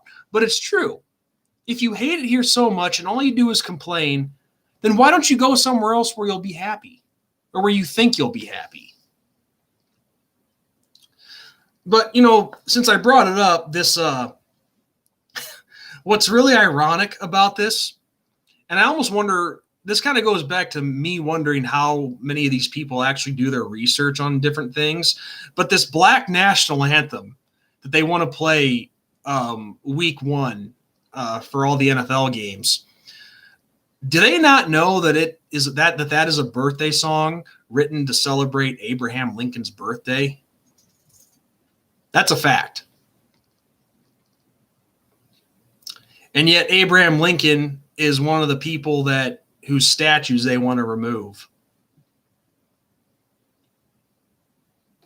You know, they want to remove all these statues of the founding fathers, and they've actually done it. But yet they don't realize that, oh yeah, Thomas Jefferson, got to get rid of him. George Washington, got to remove him. They owned slaves. Well, do they forget how many black slave owners there were around that time? Yeah. So not all the black people in the early part of America were on the plantations. They were actually owning the people that were on the plantations. So it wasn't just white people who bought into slavery. And also, guys, since slavery is the main focal point of all these arguments, you know, talking about reparations and all that for slavery. If you want to blame somebody for slavery, go blame the Spanish and the Portuguese, because it was them who started the African slave trade.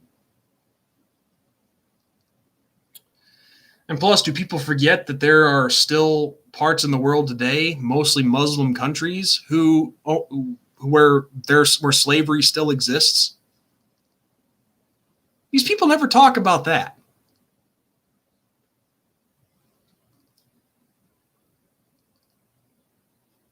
But that's where it just goes back to being uneducated. Oh, and speaking of uneducated, I gotta show you guys this.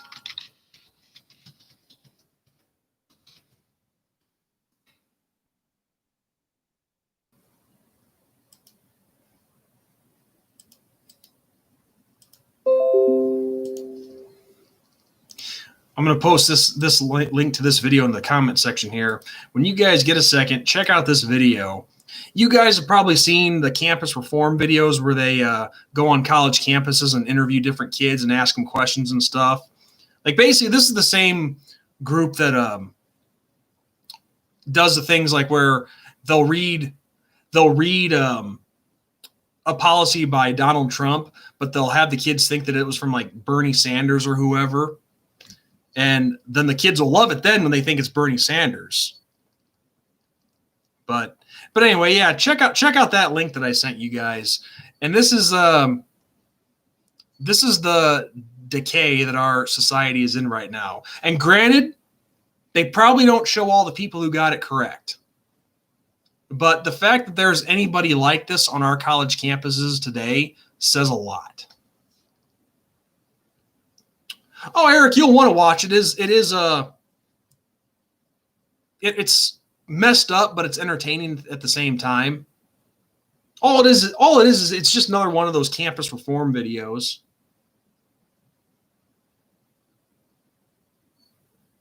Exactly, Cowboy Longhorn. Exactly. You know, our country was guilty of buying into slavery, but we were smart enough to end it. You know, it's funny too. Some of you guys who are regulars of mine, you've heard me say this, but my people were slaves in this land too. And see, I'm of Irish heritage. The Irish, and you can do your research on this. Of course, the history books will try to discredit it and call us indentured servants. But Irish people were slaves. You don't hear us complain. And we were sent all over the world too. Sent to the West Indies, to Australia, all over the place. But you don't see us demanding reparations and whatnot. I mean, look at the early part of the century. You know, the Irish would come here, land at Ellis Island in New York, and you'd see all these signs everywhere saying Irish need not apply. So don't tell me that it's only black people who have suffered racism and prejudice. But we don't bitch about that stuff because you know why? We can learn from history and move on. Forgive the past and move on. If you live in the past, that's where you're going to stay, and you'll be doomed to repeat it.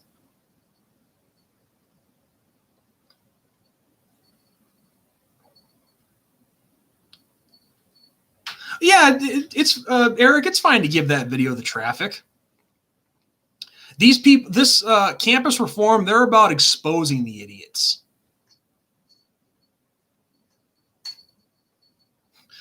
We need a reverse breeding button. Yeah, sometimes it wouldn't hurt.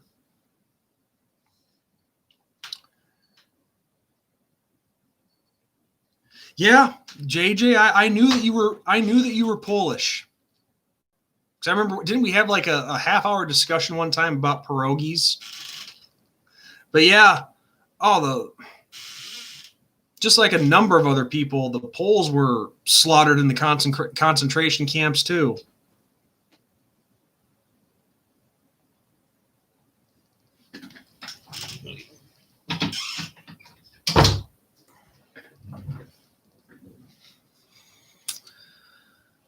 But of course, this stuff will never get talked about because it doesn't fit the narrative. It seems like, I don't know. Oh, Eric, that was my cat. They were wanting to get out. My cats are wanting to go out to either probably go eat or use the litter box. So no, don't get any ideas like my place is haunted or anything like that.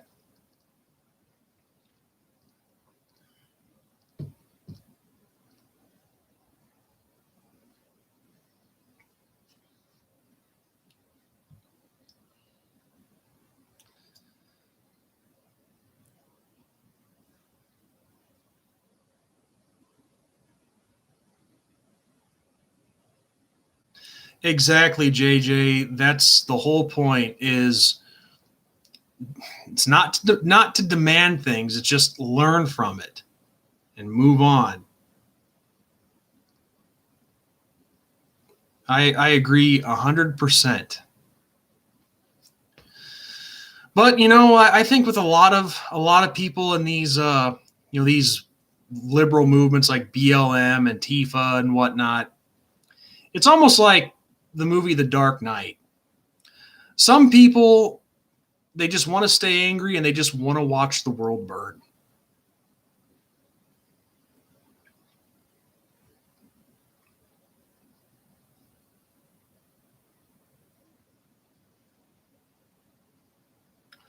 In football or basketball? Football, it was 2008.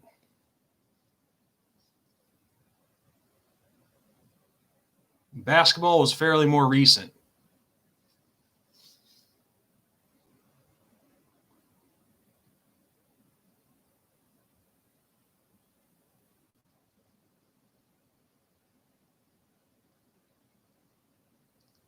Yep, football was 2008. And I got to remember, too, there is a delay on these, on these live streams.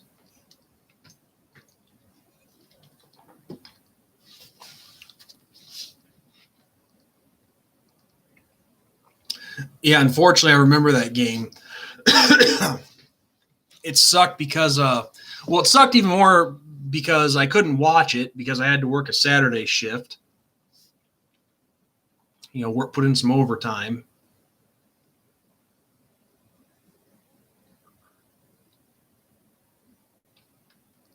But yeah,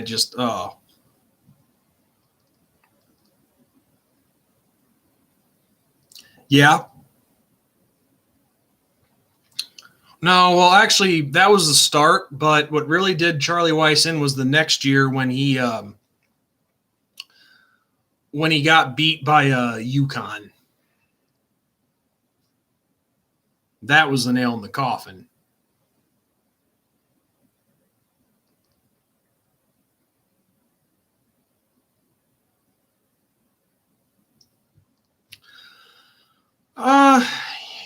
Yeah, I mean, of course, it's easy to say that after the fact, but obviously you don't know ahead of time if your team's going to win or lose. I mean, but I still wanted to watch the game. And also, I'd rather not be working on a Saturday either.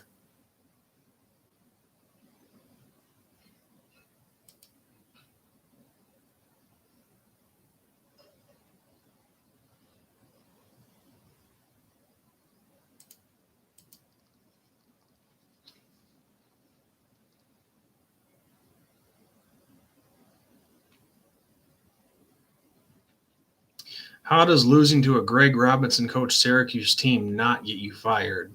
Do you know how bad we were, man? I think probably because,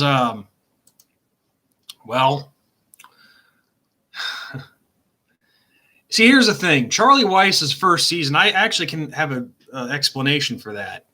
Charlie Weiss's first season was in 2005, and he was at that point we were still playing 11-game regular seasons. Goes 9-2 his first season. The only two losses of the year being to close one to Michigan State, and then the close loss to USC in the Bush Push game. And we end up losing to Ohio State in the Fiesta Bowl that year. So it was right after the Bush Push game that Notre Dame, they gave Weiss, I think, like a 5-year extension. I think it was something like that. So in addition to the 5 years that we had already signed him for, so we signed him to a 10-year contract. After so it was 10 years after that game. So at that point in time, they probably, Notre Dame probably figured in 2008, well, we came off of a rebuilding year in 2007. So he was still trying to put all the pieces back together, and they figured, all right, we know rebuilding takes some time.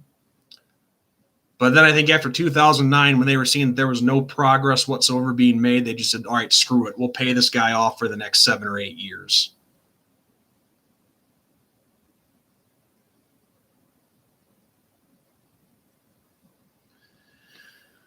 Well, that's the thing with Charlie Weiss's teams. Oh, hey, Walter, what's up?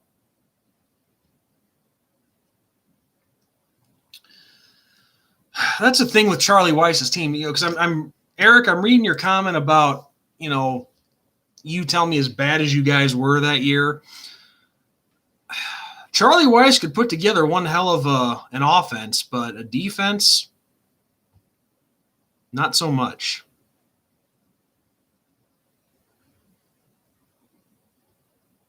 Exactly. Charlie Weiss, as far as I'm concerned, and I say this with a lot of coaches are just better as coordinators than they are as head coaches.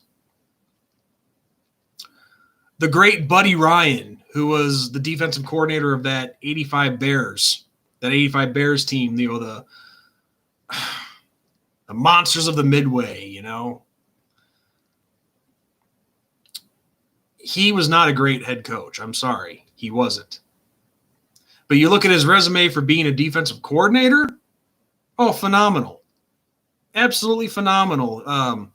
Because aside from the 85 Bears, and even, well, just not just that 1 year, but his whole tenure as defensive coordinator of the Bears, just phenomenal the whole time he was there. Before that, he was the defensive coordinator of the New York Jets when they won Super Bowl III. Very good defense. The Purple People Eaters of the Minnesota Vikings of the 70s. He was a defensive coordinator of that team too. And then even after he left the Bears, he had the head coaching stops in Philadelphia. Didn't do so hot. Then he went back to being a defensive coordinator with the Houston Oilers. Now, granted, they had the embarrassing loss against the Buffalo Bills, the big comeback game. Because when you're up 38-3, you should not let a game like that slip away. But he put together a hell of a defense overall in Houston as well. So, yeah, the bottom line is some coaches are just better off to be coordinators than head coaches.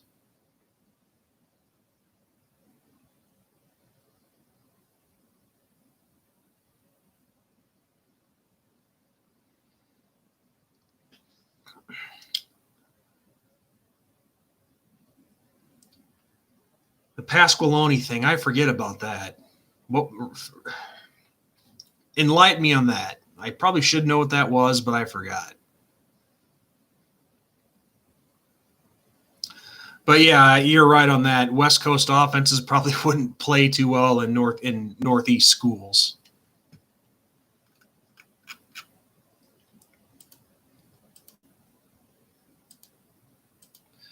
Well, hell, great example. Yes, Walter, I saw that. Awesome that your car looks good and you're back on your skateboard.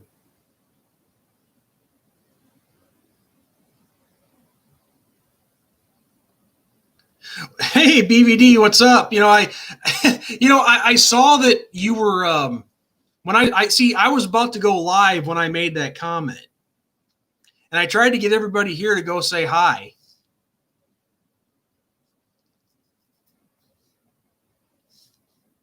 But I don't think anybody did, though, unfortunately. So I was trying to give you some traffic. But no, man, it's always a pleasure to stop by your stream. A lot of good stuff on there.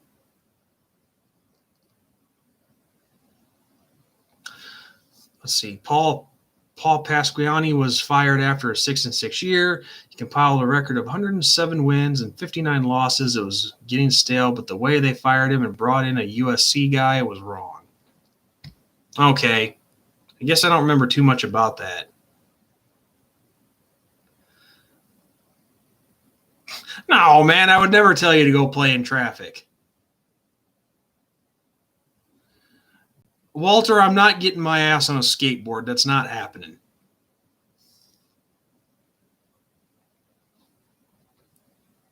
What, did BVD, did someone tell you to walk in traffic?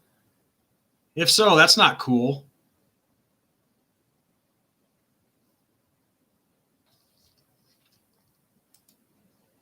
Damn, I just hit the 2-hour mark. Holy crap.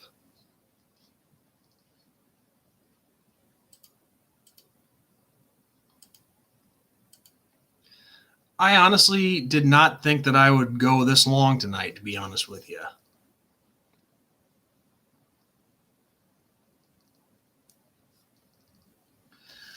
But anyway, BVD, was the discussion over there pretty lively?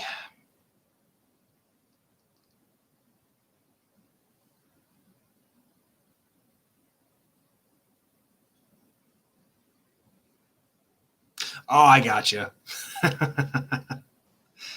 It wouldn't have been much. I think, let's see, I think tops, I've had like 9 people at most watching tonight.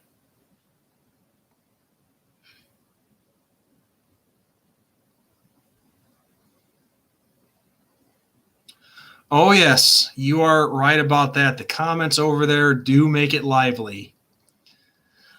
And this isn't the comments. I'm still, yeah, it gets lively in the comments, but I'm still thinking about Tiger Cat and Chess going at it.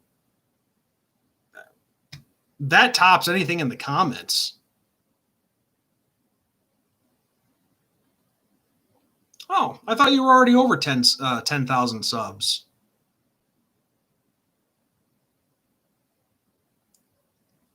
Yes, yeah, I just saw that comment, Eric. Yes, you guys do. You guys do rope me in with the politics and the football. That's for sure.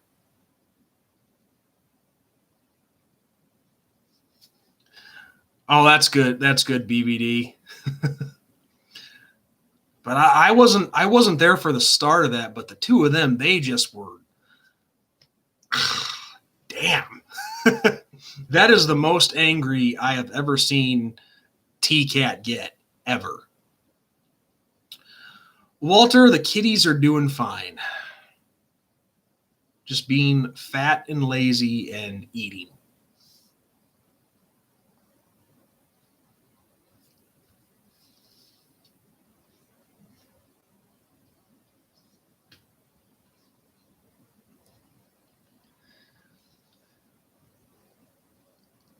But yeah, BBD, I can't believe that. How dare you show disgusting, filthy, pornographic images on your live stream?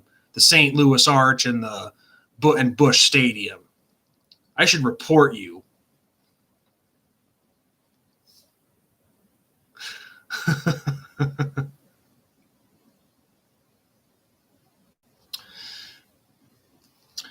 All right, BBD, Eric.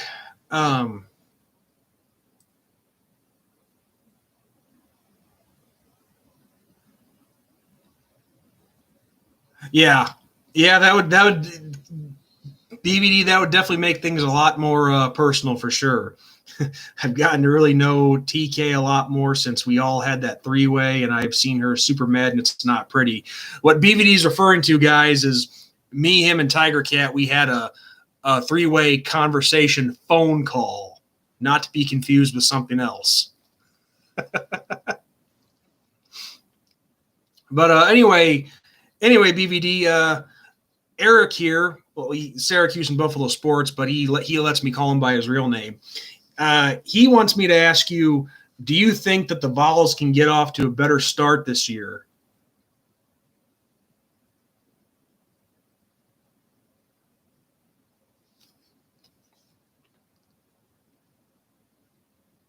Oh, never mind. You saw the question.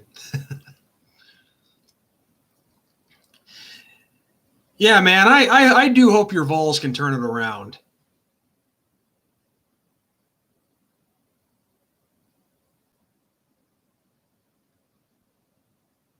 Oh, well, of course, Walter. That's pretty cool that you're going, though. Myself, personally, I don't know if I'd want to go to Columbus.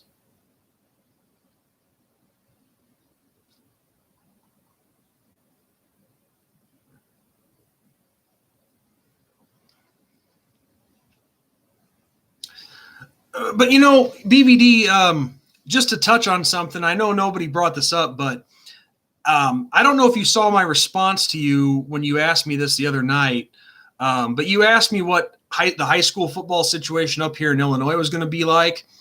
To go into further detail on that, they released the schedules for everybody, but as far as I know, we're playing.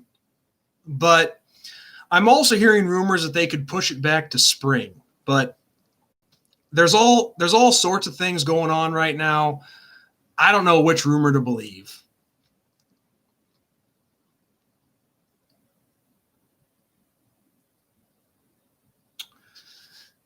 So you said, I think in regards to the Volunteers, I think we're turned around now. Now we just need to keep it moving in the same direction and get back to competing with the big three, Florida, Georgia, and the Gumps. Yeah. Yeah, once you guys get back to going toe-to-toe with them, that will make all the difference. But I got to say, though, BVD, as rough as your guys' season finished out last year, you guys did finish with a win and a pretty nice bowl game. I mean, no, it's not. And Ben and I have talked about this on our show numerous times about the bowl games and whatnot. No, it may not have been the NY6, the big stage, but the Gator Bowl is nothing to scoff at. I mean, winning the Gator Bowl and having that Gator Bowl trophy in my trophy case, I'd be proud to have that one.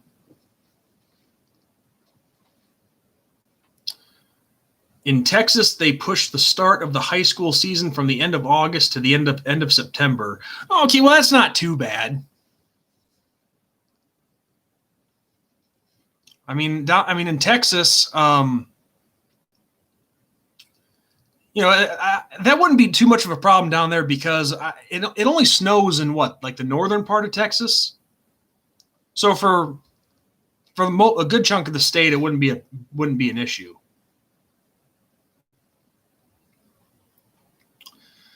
Eric, you tell me that, by the way, Sean, I no longer view Uncle Lou's videos anymore. I am in the same camp as you in terms of not liking him anymore. All right, that's fine, dude. I really had no plans to even mention him. He's doing his thing. I'm doing mine. He's not talking about me. I'm not talking about him. So I don't know how to really respond to that. Big thing with him and me is just him to leave me alone. That's it. And that's all I'll say.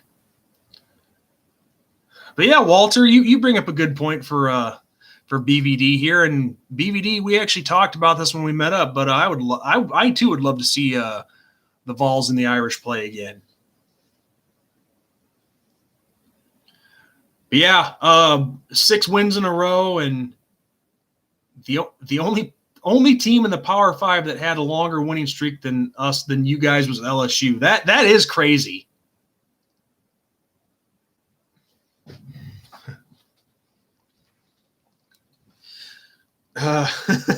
Well, I really didn't want to start talking about him, but I have to agree with that. He's definitely not everybody's cup of tea, and I think he would even be an acquired taste.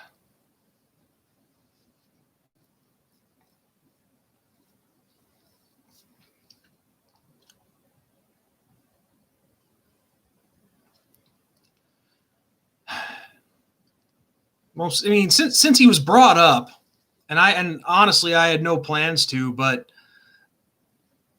believe it or not, and Keith, I might have told you the same thing, but when Magnum and I were doing our Wayne Simmons and Gunther Dobkins thing, and this is really before I knew who Lou was, never took an issue with him at that point. But that's when, of course, Magnum was talking with him and doing videos and stuff with him or whatever. He had actually invited Lou to be in one of our videos. I don't know if you knew that or not. I can't remember if I told you that or not. But that's a fact. Magnum really wanted him to be in one of our videos. I forget which one it was that we were going to do. I don't think we ever –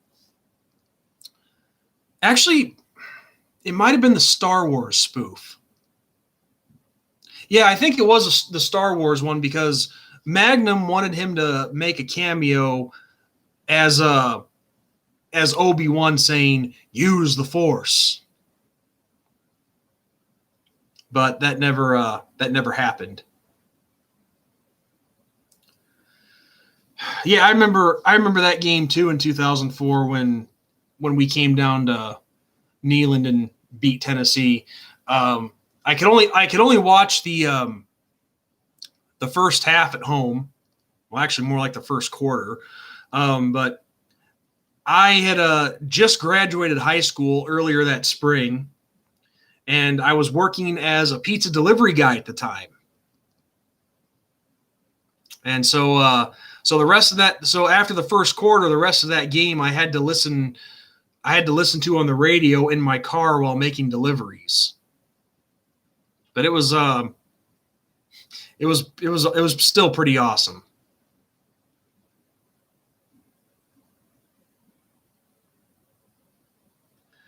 Well, Eric, what did he say to you?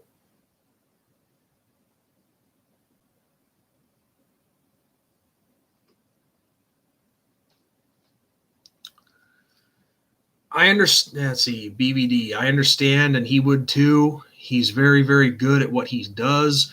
But when people get outside of sports with him, that's when I can say it gets dicey. I promise you that though that Uncle Lou is good people. Maybe he is.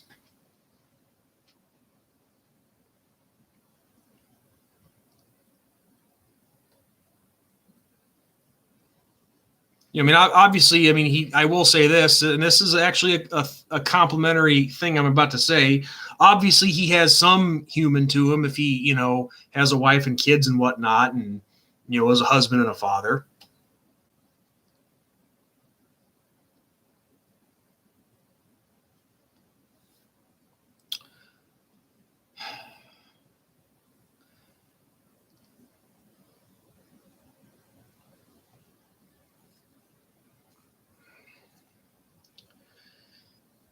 Yeah, you're right, Eric. You have to be able to talk outside of sports and not let things get dicey.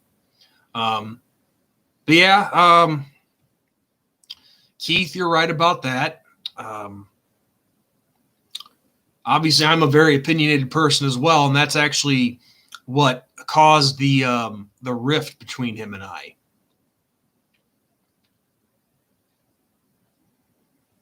But I honestly didn't realize that he doesn't let things go. That I did not know.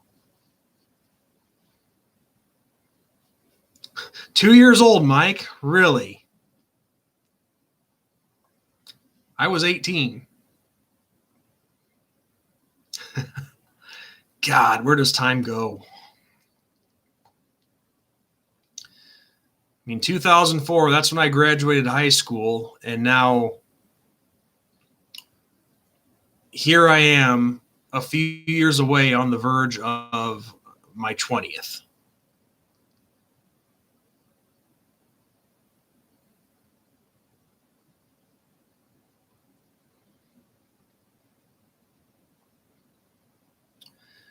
But anyway, yeah, the high school reunions I don't plan to go to anyway. Oh, Craig, what's up?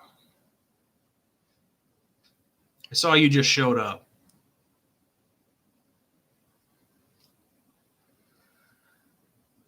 Yeah, Oni Kuno, JJ, I never really took issue with him.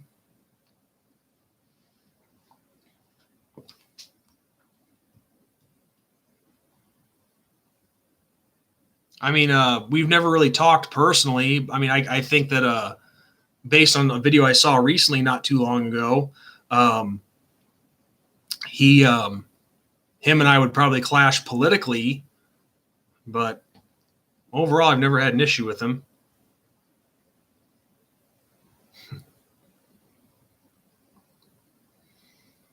Yeah, seeing everybody's ages in 2004, it's amazing where we all are now.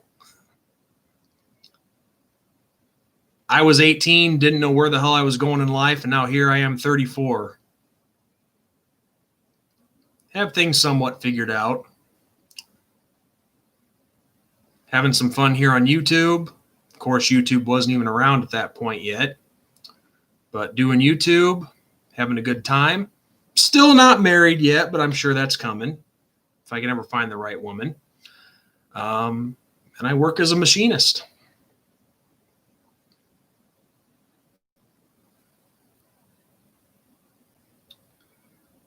see, reading Eric's comment here. What he said to me was in regards to coronavirus. It was a video he made about the corona in sports, and I mentioned my case about the numbers being overblown, and he called me an idiot and other things. Wow, that's rough. Damn. Well, I'll say this. I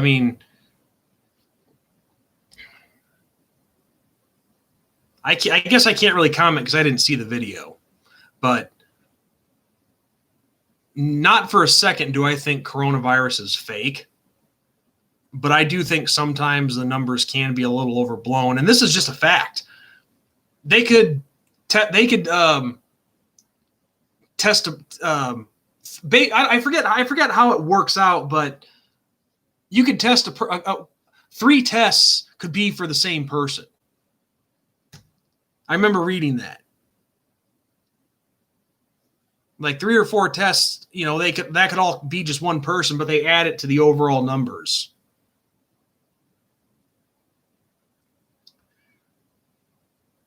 Oh, let's see, Craig, you were 39 in 2004. If you don't want me to repeat your age, I won't.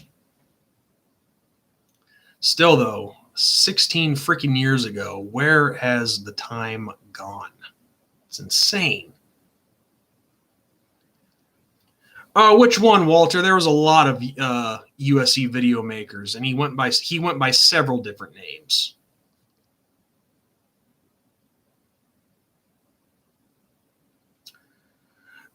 Craig,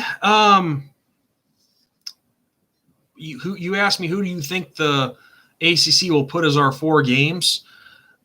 It sounds like this isn't official yet, but from what I was reading today, it sounds like for this season only, we might be joining the ACC as a member, and play a full ACC schedule. And it sounds like they'll put us in the coastal division. And because from what the ACC is planning to do, play 10 conference games plus 1 non-conference from the rumors I'm hearing. And assuming what the group of 5 conferences do, I'm pretty sure our 1 non-conference game would be Navy. So this is what all the haters have been waiting for. They get to see Notre Dame in a conference. And I'm catching up on all your comments here. Big Vol Daddy. Clashing is exactly why I don't do politics. That, and I don't know much about, or I don't know wit about them. You're probably smart for not. Myself, I kind of opened the floodgates there, but I wanted to, though.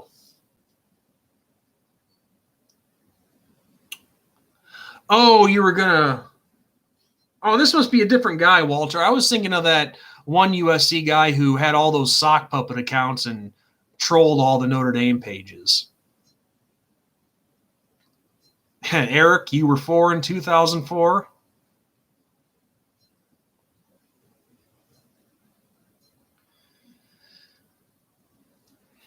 Yeah, exactly, Eric. I mean, I'm not saying it's not real, but I think the numbers that we get aren't exactly accurate, and I do think it has been blown a little out of proportion.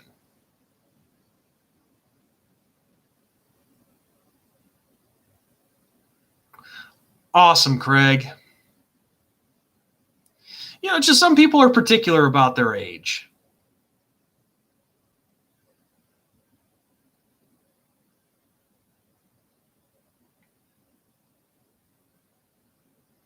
Oh, what? You're not having enough fun here, BVD? People started showing up as soon as you got here. Now everyone's going to start leaving now. But hey, BVD, before you go, I want to ask you something. I should probably ask you this in private, but shit, there's only 9 people here. It doesn't really matter. Would you ever like to be on me and Ben's show, the 2 Irish brothers? Because we would love to have you on, dude.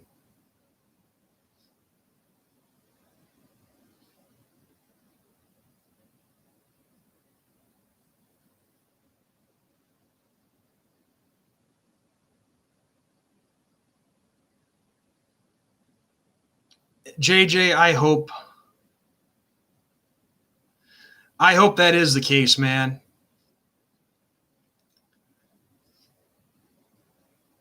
Yeah, dude. We would love to have you on the show because we like to. We're not, even though it's a Notre Dame based show, we talk a little bit about everything. And when I say everything, I mean like sports. We try to avoid, like the political and social issue stuff, like I went on about tonight. We do our best to keep it to just sports, and we like to have everybody of every different team on, and we would definitely love to talk college football with you on there. So yeah, dude. We'll definitely be in touch off of here. And Ben and I know for sure have one episode that we're planning to discuss. Obviously, the Notre Dame and ACC news, but maybe something after that.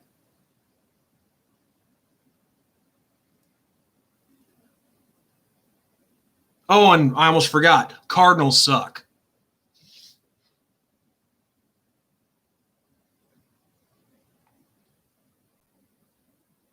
Oh, that's awesome, Walter. Oh, for sure, BVD. Yeah, I'll get with you off behind the scenes here. I just figured, hey, you were here, you were talking to me. Why not offer it to you now? Wasn't trying to put you on the spot or anything. Even if you said no and meant it, no big deal.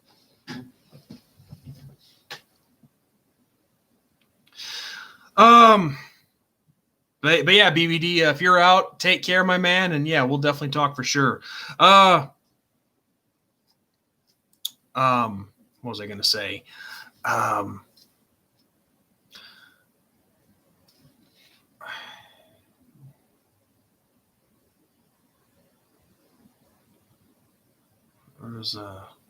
was a comment that I missed. Oh, here it is. Well, Eric, without question, I mean Syracuse.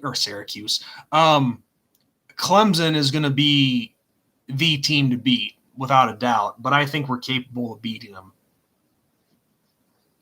And besides, if we do play in the ACC this year, and if things go according to plan, we'll probably have to play them twice.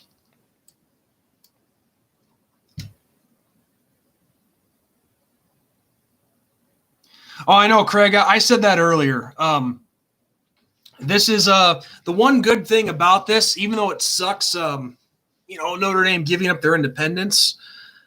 I mean, first off, if this means having a football season for the Irish, all right, I'm game. Let's do it. But it's not often that you get the chance to see a team have for lack of a better term, trial run with the conference. You know what I mean? See if it would actually work out if we did. Now, honestly, after this season, I seriously doubt that we would join as full-time members because, as I said to everybody else earlier, there ain't no way in hell Notre Dame's going to want to split the revenue. They're not going to want to risk losing the NBC contract and or split that with the ACC, just as they wouldn't for a bowl game. No way they'd want to do that. But I agree. All the haters are like, Notre Dame should join the conference. Notre Dame should join the conference. This is our chance to shut those sons of bitches up.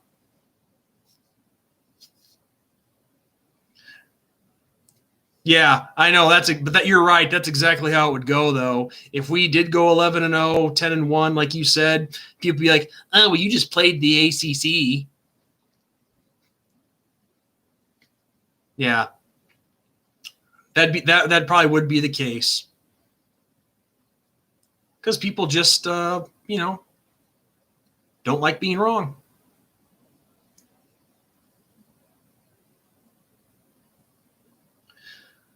Yeah, Walter, that's cool that you got to meet JJ.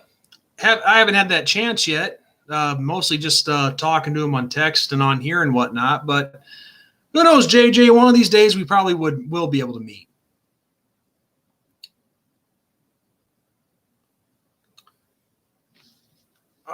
Eric, So, Eric, you want to do a live stream together the next time Notre Dame and Syracuse play? Could work it out. Why not? I already have the program for it and everything. That, what you call it? StreamYard, I think it's called.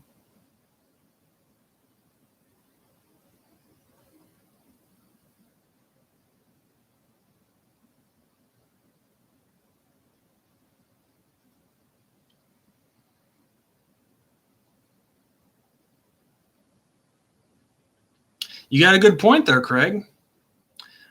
Why should we split money with the teams that don't care like we do?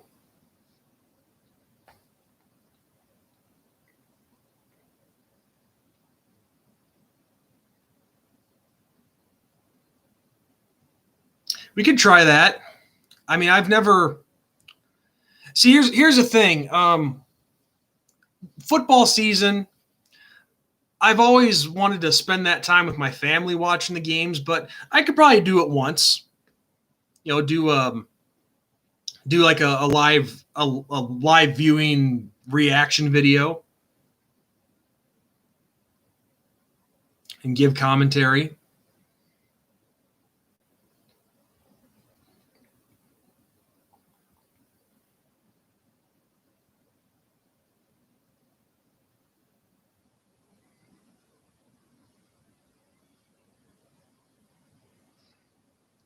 Well, just don't eat shit too hard, Walter.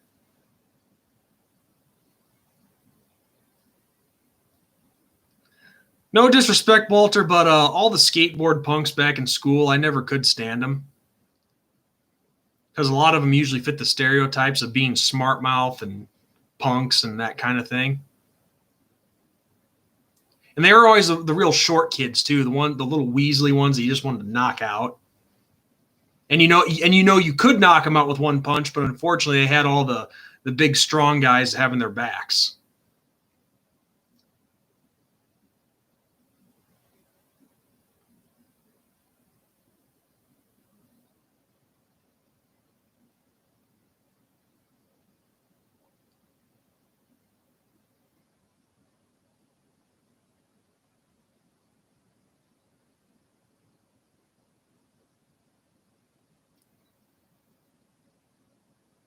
Well, I mean, there's plenty of times. Don't get the wrong idea. I mean, yeah, I love to watch games with my family, but there's been plenty of times too where we haven't been able to watch games together because people are out of town and whatnot. So I don't know. I could do one game where I do that.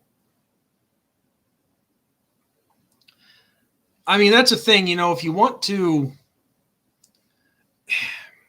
for lack of a better term, well, not lack of a better term, but if you want to build a bigger audience, you got to try doing new things. Maybe people would like that. I don't know. I mean, honestly, aside from Eric, would the rest of you guys like that if I did a video like that, watching a Notre Dame game and giving commentary with Eric?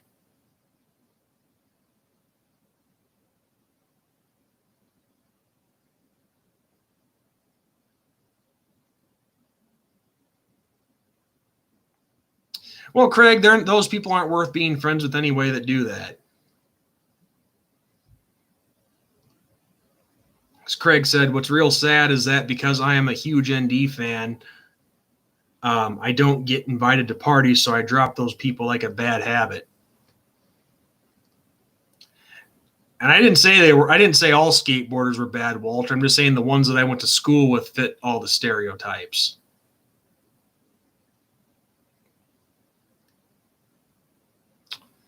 Who knows? Eric, that could happen this year. It just depends if this becomes official and Notre Dame does play in the ACC for this year.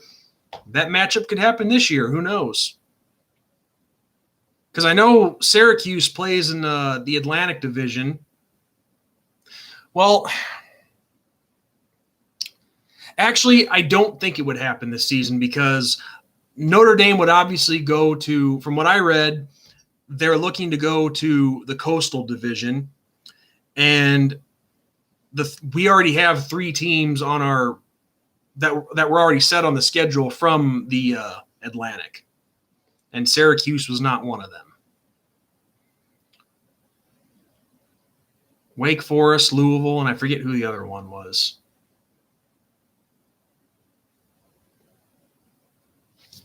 Well, let's bring up the schedule.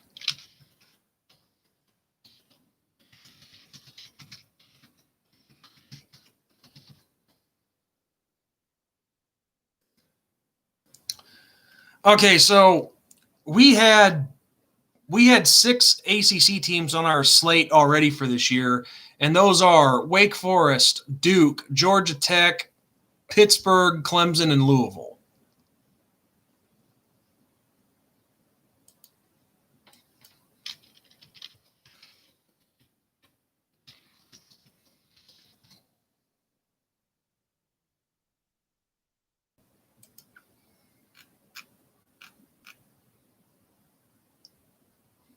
Okay.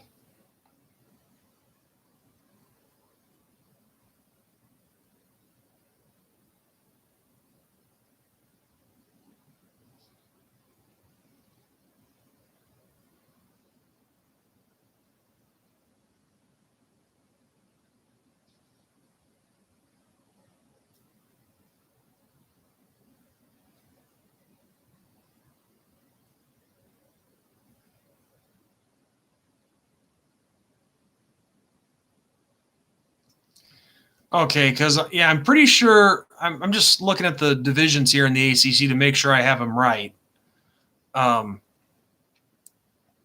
But from what I was reading earlier, it's looking like that they would put us in the Coastal Division.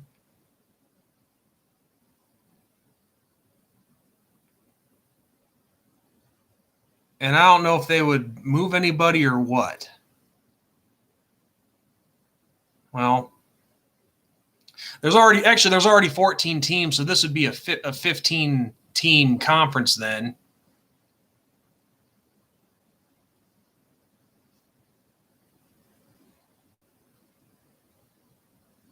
Yeah, so Wake Forest, Louisville, and Clemson.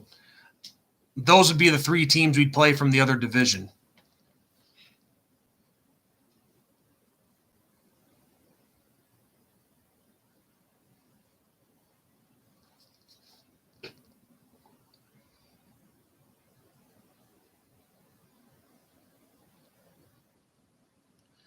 Well, Walter, I didn't lose sleep over it.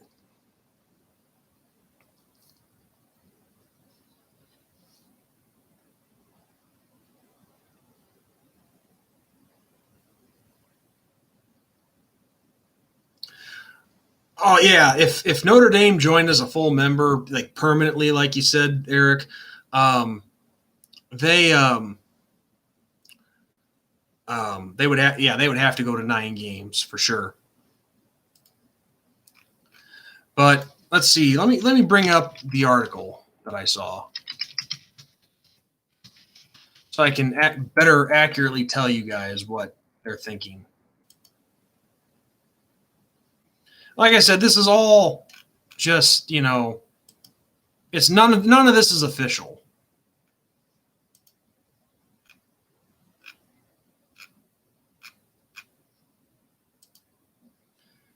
If I can find it.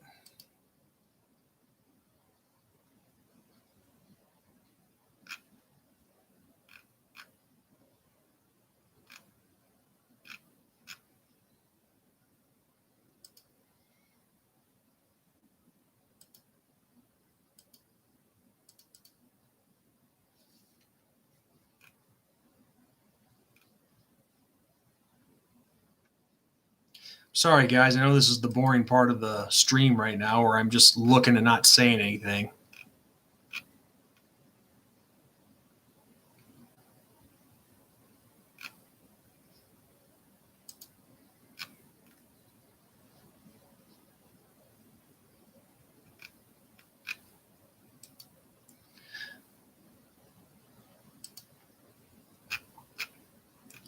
Okay, so I think I found it. So if we join, what the ACC would be looking to do is play a 10-game conference schedule plus one non-conference game.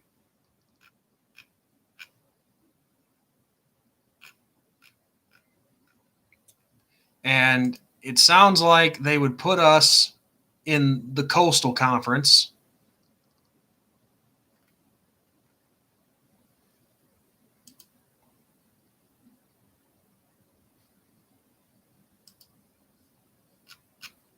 Well, damn it. I just had the article up because it gave a potential schedule with the non-conference opponent.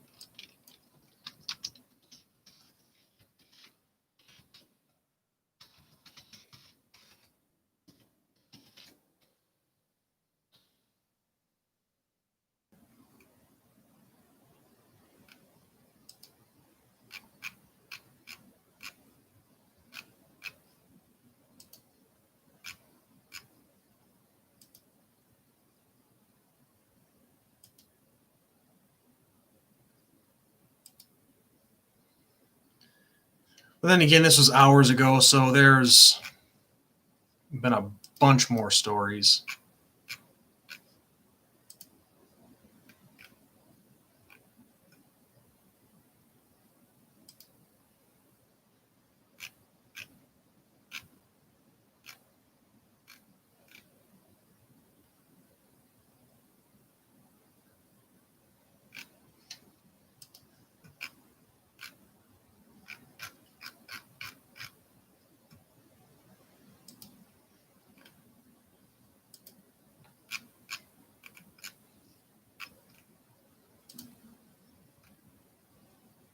Hell, I don't know.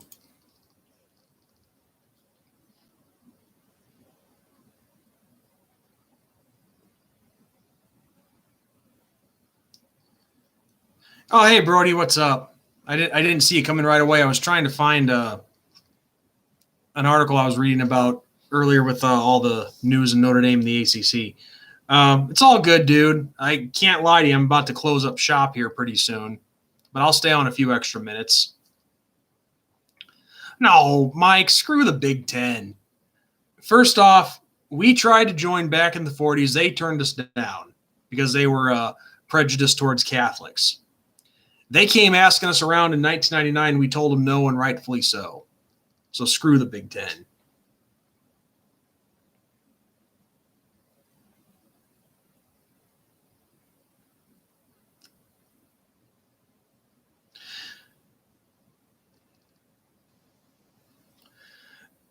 Yeah, Craig, it looks, from what I'm hearing, the same thing too. The SEC for sure is looking to play full schedules. The Big 12, I can't comment on that because I'm not sure. But yeah, the SEC would the SEC, I've heard the same thing you have. Big 12 wouldn't surprise me. But I'd like to think they'd want to play a full schedule too.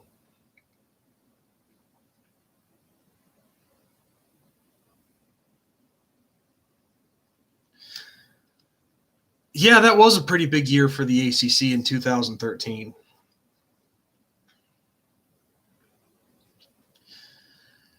Well, yeah, that's the thing, Craig. You know,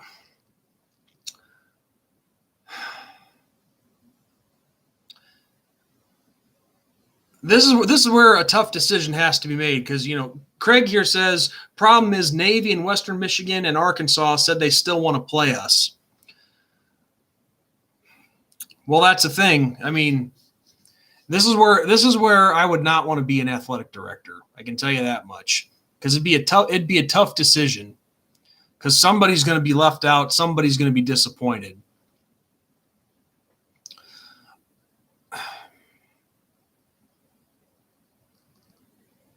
But, you know, if the Irish do join, if it does become official next week and we do play in the ACC for this year and play the 10 conference games plus the one non-conference, I think that one non-conference game would be Navy just because of tradition alone.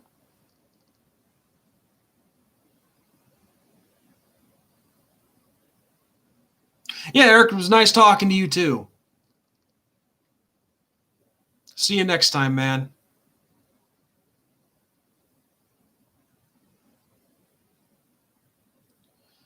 Yeah, no, that you're right. You're right, Mike. They would have to reschedule those games.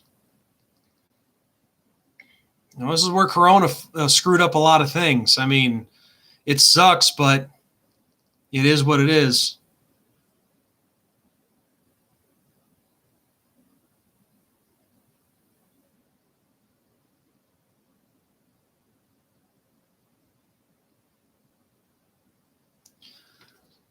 But yeah, I don't know. Me too, Craig. Yeah, that really sucks not seeing SC on the schedule. But if that's what they want to do, I mean, you can't stop them.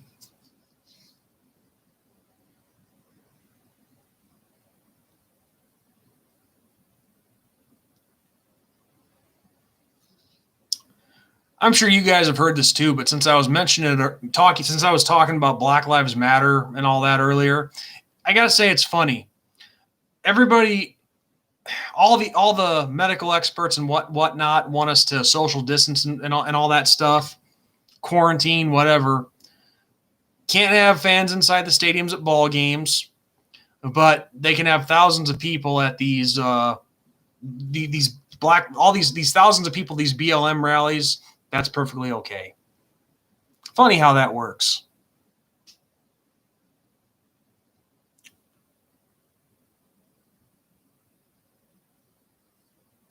Yeah, it's okay to rally and riot and protest, but you can't do something like go to church or whatever. Unbelievable. So, no, I didn't hear that about Antifa, but if they go to Sturgis, they're in for a world of shit, I can tell you that much, because those bikers ain't going to fuck around. Pardon my French. So, good luck, Antifa. Have fun getting your asses kicked. But anyway, guys, with the whole Notre Dame to the ACC thing, if it becomes official, like I said, I was trying to find the article where it gave a potential schedule with dates and everything, but that's what it sounds like is going to happen if we do join for this year. We become a part of the Coastal Division, play all those opponents, and then play the three opponents that we were already scheduled to face from the Atlantic Division, and then Navy. So an 11-game season, 10 of those conference games. Which even I admit that as much as I love Notre Dame's independence, this does have my interest peaked. Because like I said a couple times already, how many times do you actually get to see a team have a trial run with the conference? Oh, hey, Craig, you have a good night too, man, and I'll see you next time. All right. Thank you for stopping in. It's always a pleasure talking to you.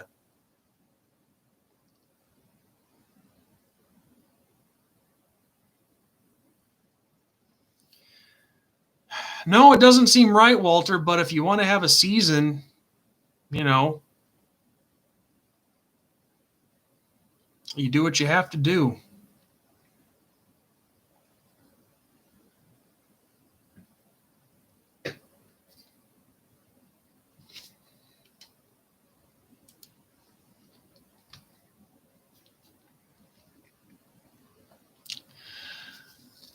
So for the last few minutes, I'll turn it over to you guys. Anybody have any questions or anything? Anything that's on your mind that you might want to know or get my opinion on?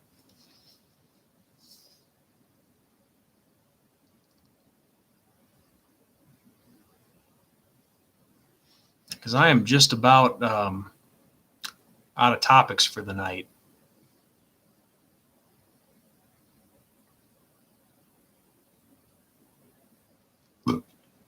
Excuse me.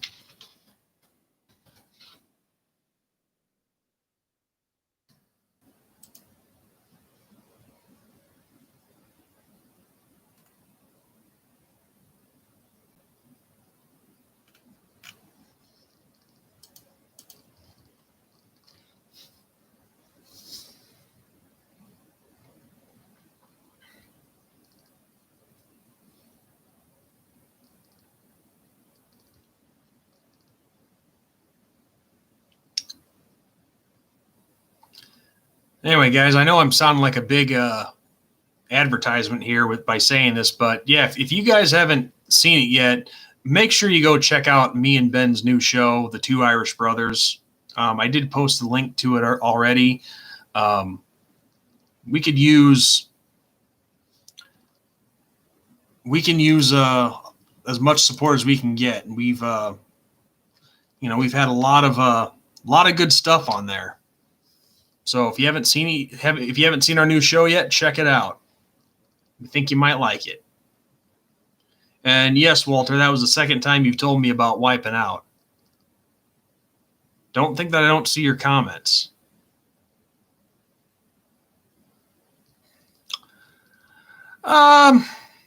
Brody asks, do you think the national title winner will be devalued due to the circumstances? I don't think so. I don't think so. I mean, look, when it's like the old saying goes, when you're dealt a crappy hand, sometimes you just have to play it. And that's what this year is. I mean, it's still a level playing field. I mean, everybody's going through the same problem and dealing with the same shit. So no, I don't think the champion will be devalued. Because you still got to earn it. You still got to get the job done on the field. Am I familiar with the channel Steelbuck 6? No, I'm not.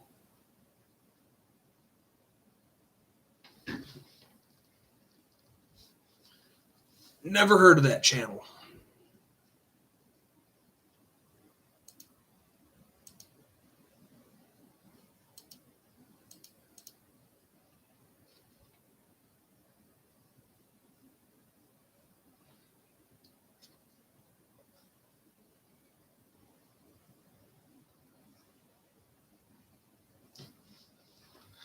Yeah, well, I mean, like I said, regardless, it's still going to be a grueling season either way. Well, besides, I mean, do we even know for sure if they're going to officially not let fans in the stands? See, because I've heard that they'll let fans in, but it just won't be full capacity.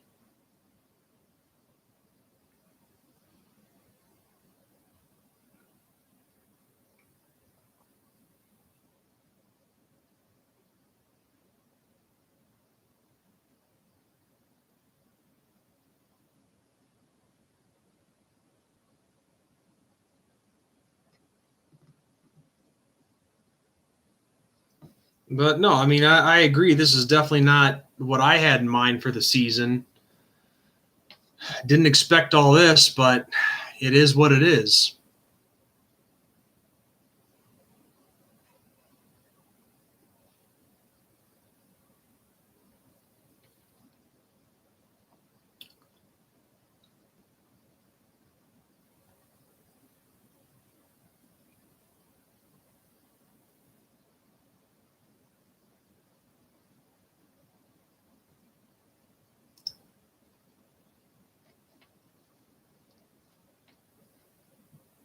No.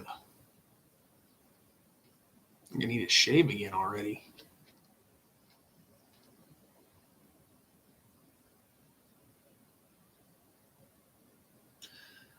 Oh no, they'll play bowl games. It may just be the big stage ones, but no, I can tell you, Walter, they are not going to just have it as a play for pride thing. It's not going to be just conference champions. They're going to play. They're going to go all the way. They're going to make it happen.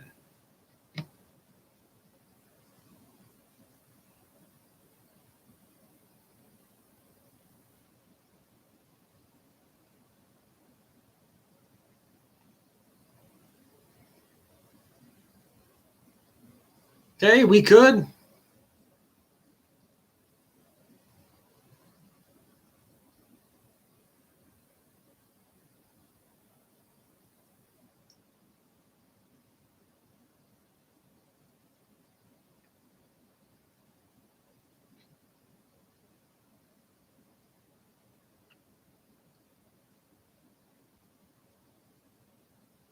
Yeah, it would be amazing. That'd be our first time in the Rose Bowl since 1925.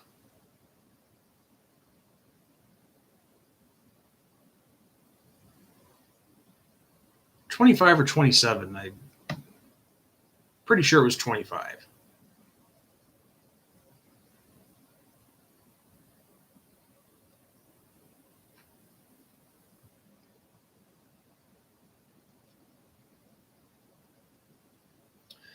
I mean, yeah, well, it'll just be interesting to see what happens in the definitely in the next week or so, because I know that's when usually, I think most of the conferences, both Power 5 and Group of 5, should make their final decisions on what they're going to do.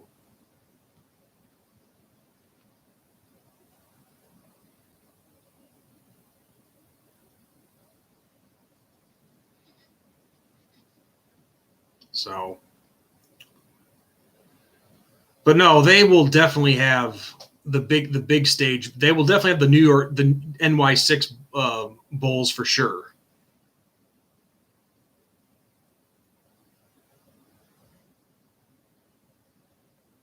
I can tell you that much. What they do with the minor bowl games, who knows? Maybe they'll just go with select ones like the higher tier minor bowl games. You know, like Citrus and Gator, Holiday.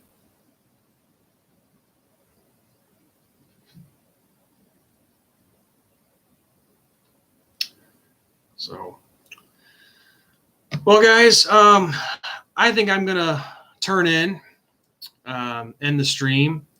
It was great talking with all of you, but I'm sorry I haven't had dinner yet, so I'm gonna go get a bite to eat. But it's always great talking to you guys. It's always a good time. And again, like I said, if you haven't checked out my friend Ben and I's other page, our show, The Two Irish Brothers, make sure you go do that. I think you guys will really like the content that we put out so far in there. And just recently, we had an interview with former Notre Dame tight end Herb Smith. So you want to go check that out too. He told us some really cool stuff. So yeah, guys, on that note, take it easy. God bless, and have a good night, guys. I will see you another time.